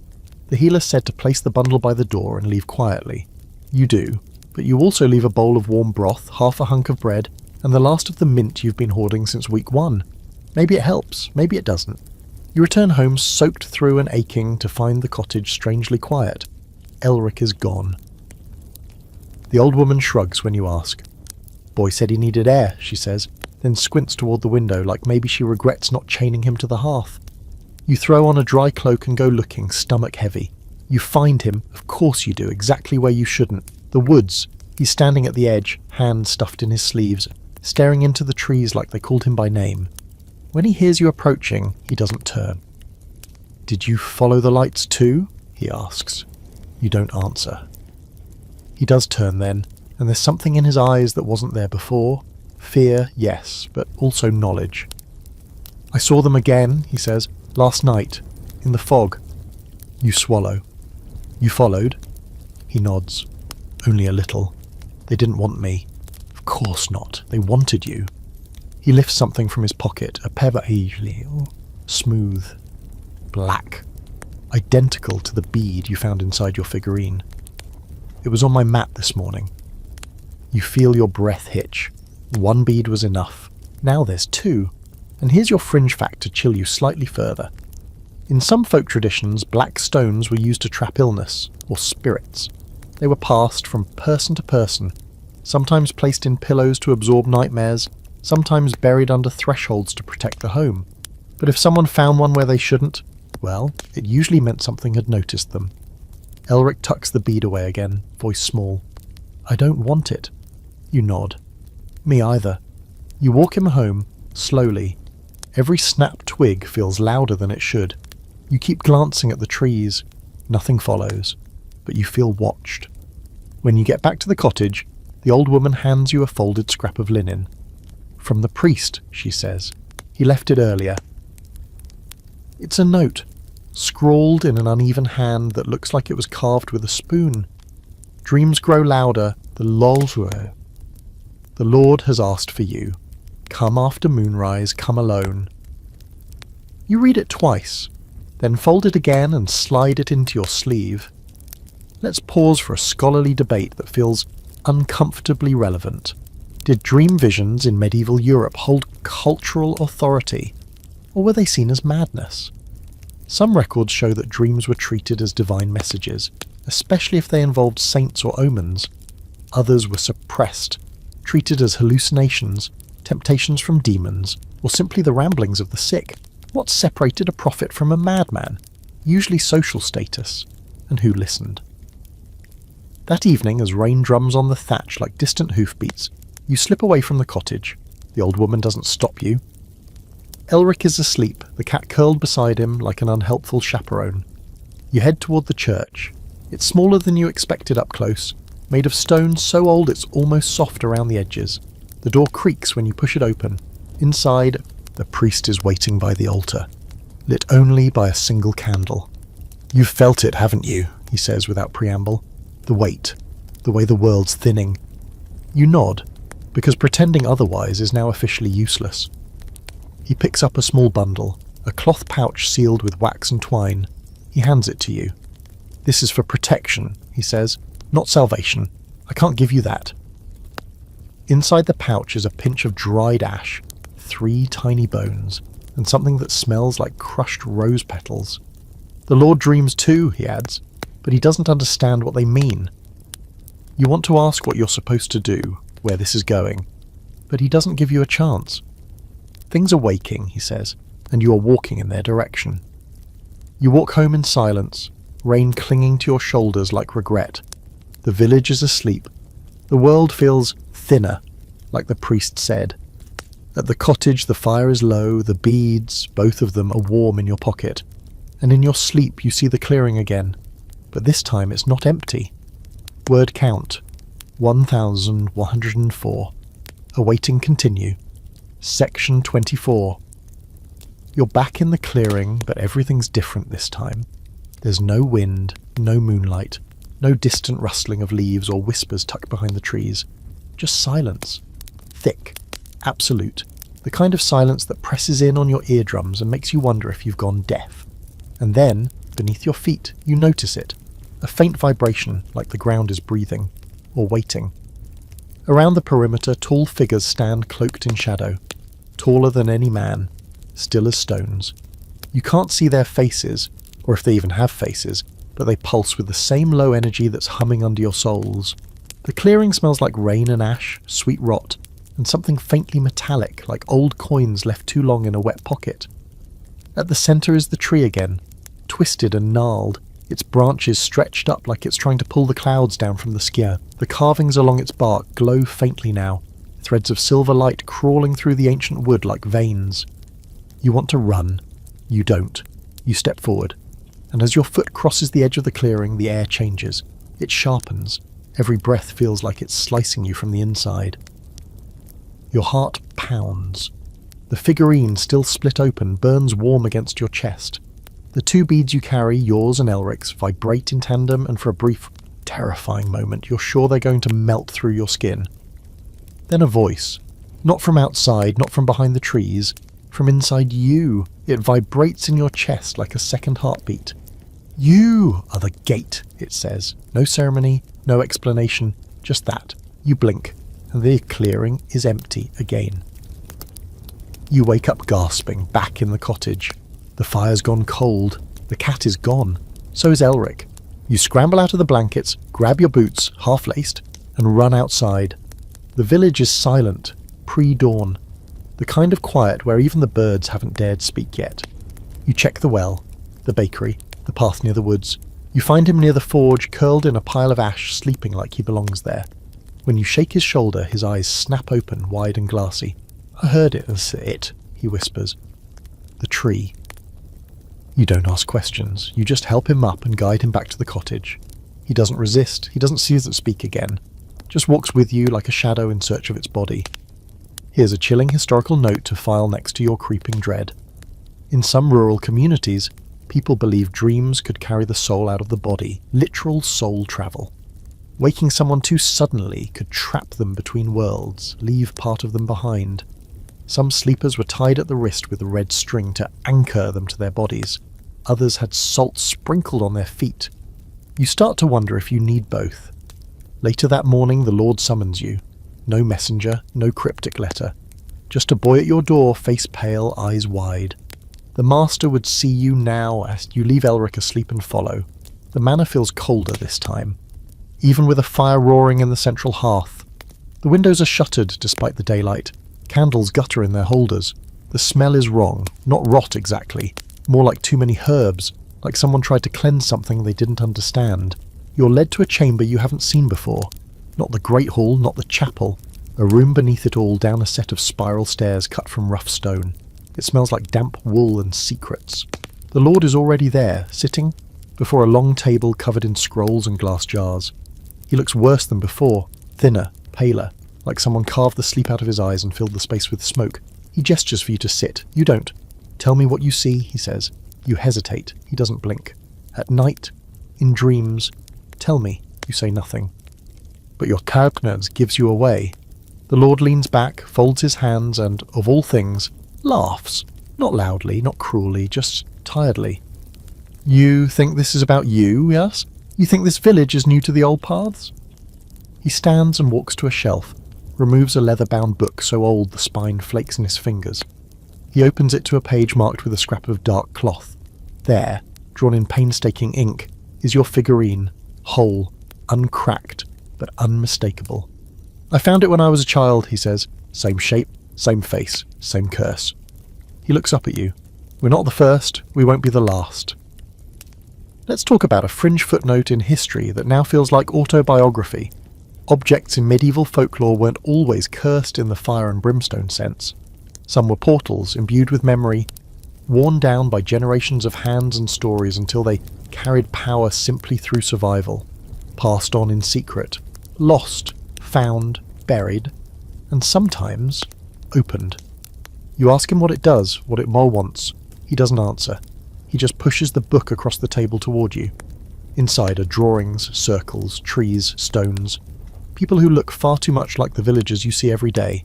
Then he says, if it wakes, we won't be able to put it back.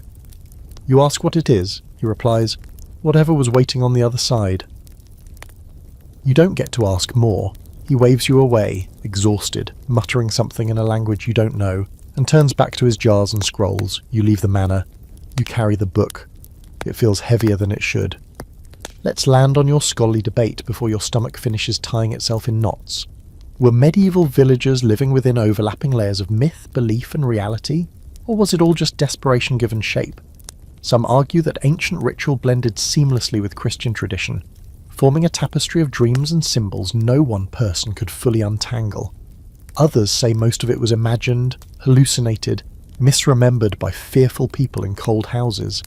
You're no longer sure which camp you fall into. You return to the cottage to find Elric awake. His eyes clear. The beads are gone, Holly says. Your hand shoots to your belt. He's right. They're gone. And that night, you don't dream. The clearing is silent, but when you wake, your hands are stained with ash, and your door marked. Word count 1004. Awaiting continue, section 25. The mark on the door is unmistakable. It wasn't there the night before. You're certain. You've stared at that door more times than you can count, tying herbs to its frame, patching drafts with old cloth, wiping away mud and soot with the edge of your cloak. You know this door, and now someone or something has drawn on it. A perfect circle. Inside it, a spiral, clockwise, barely carved into the wood, just deep enough to catch the light when it hits at the right angle. It smells faintly of burnt resin. The old woman says nothing when she sees it, just raises one eyebrow like she's seen this before and isn't thrilled to see it again. Elric keeps a safe distance. What does it mean? He asks. You don't answer, mostly because you don't know, and partly because deep down you do. The spiral is a summons, a signal, an invitation. No one else in the village seems to mention the mark, though you see the way their eyes linger on the door as they pass. You see the baker cross himself when he walks by with a tray of bread. The reeve offers you a half-hearted nod that says, I'm not getting involved. Even the priest, who comes to drop off firewood in an uncharacteristic burst of generosity, avoids looking directly at the carving. They all know what it means, and they've decided you're the one who's going to deal with it. Here's a historical note that might help, or might just tighten the knot in your stomach. Certain symbols, especially spirals, knots and circles, show up again and again in medieval folk art. On door lintels, under floorboards, scratched into barn beams. Scholars still argue about whether they were simple decoration or protection charms. But one thing's certain, they were placed, deliberate, quiet acts of defiance against things people couldn't name out loud. You try to go about your day like normal. You feed the fire, stir a pot of something vaguely edible. You try to sweep the floor, but your hand keeps drifting to the figurine, now cool again, and to the book the Lord gave you. You haven't dared show it to anyone else, not even the old woman, but its pages whisper to you every time you touch it. You finally give in. You open it by the fire, flipping through carefully. The drawings are strange, fluid. People gathered around trees, stones etched with spirals, a woman standing in a ring of fire holding what looks like your figurine above her head. The text is in that same language the Lord mumbled, half Latin, half dream, but you understand more than you should.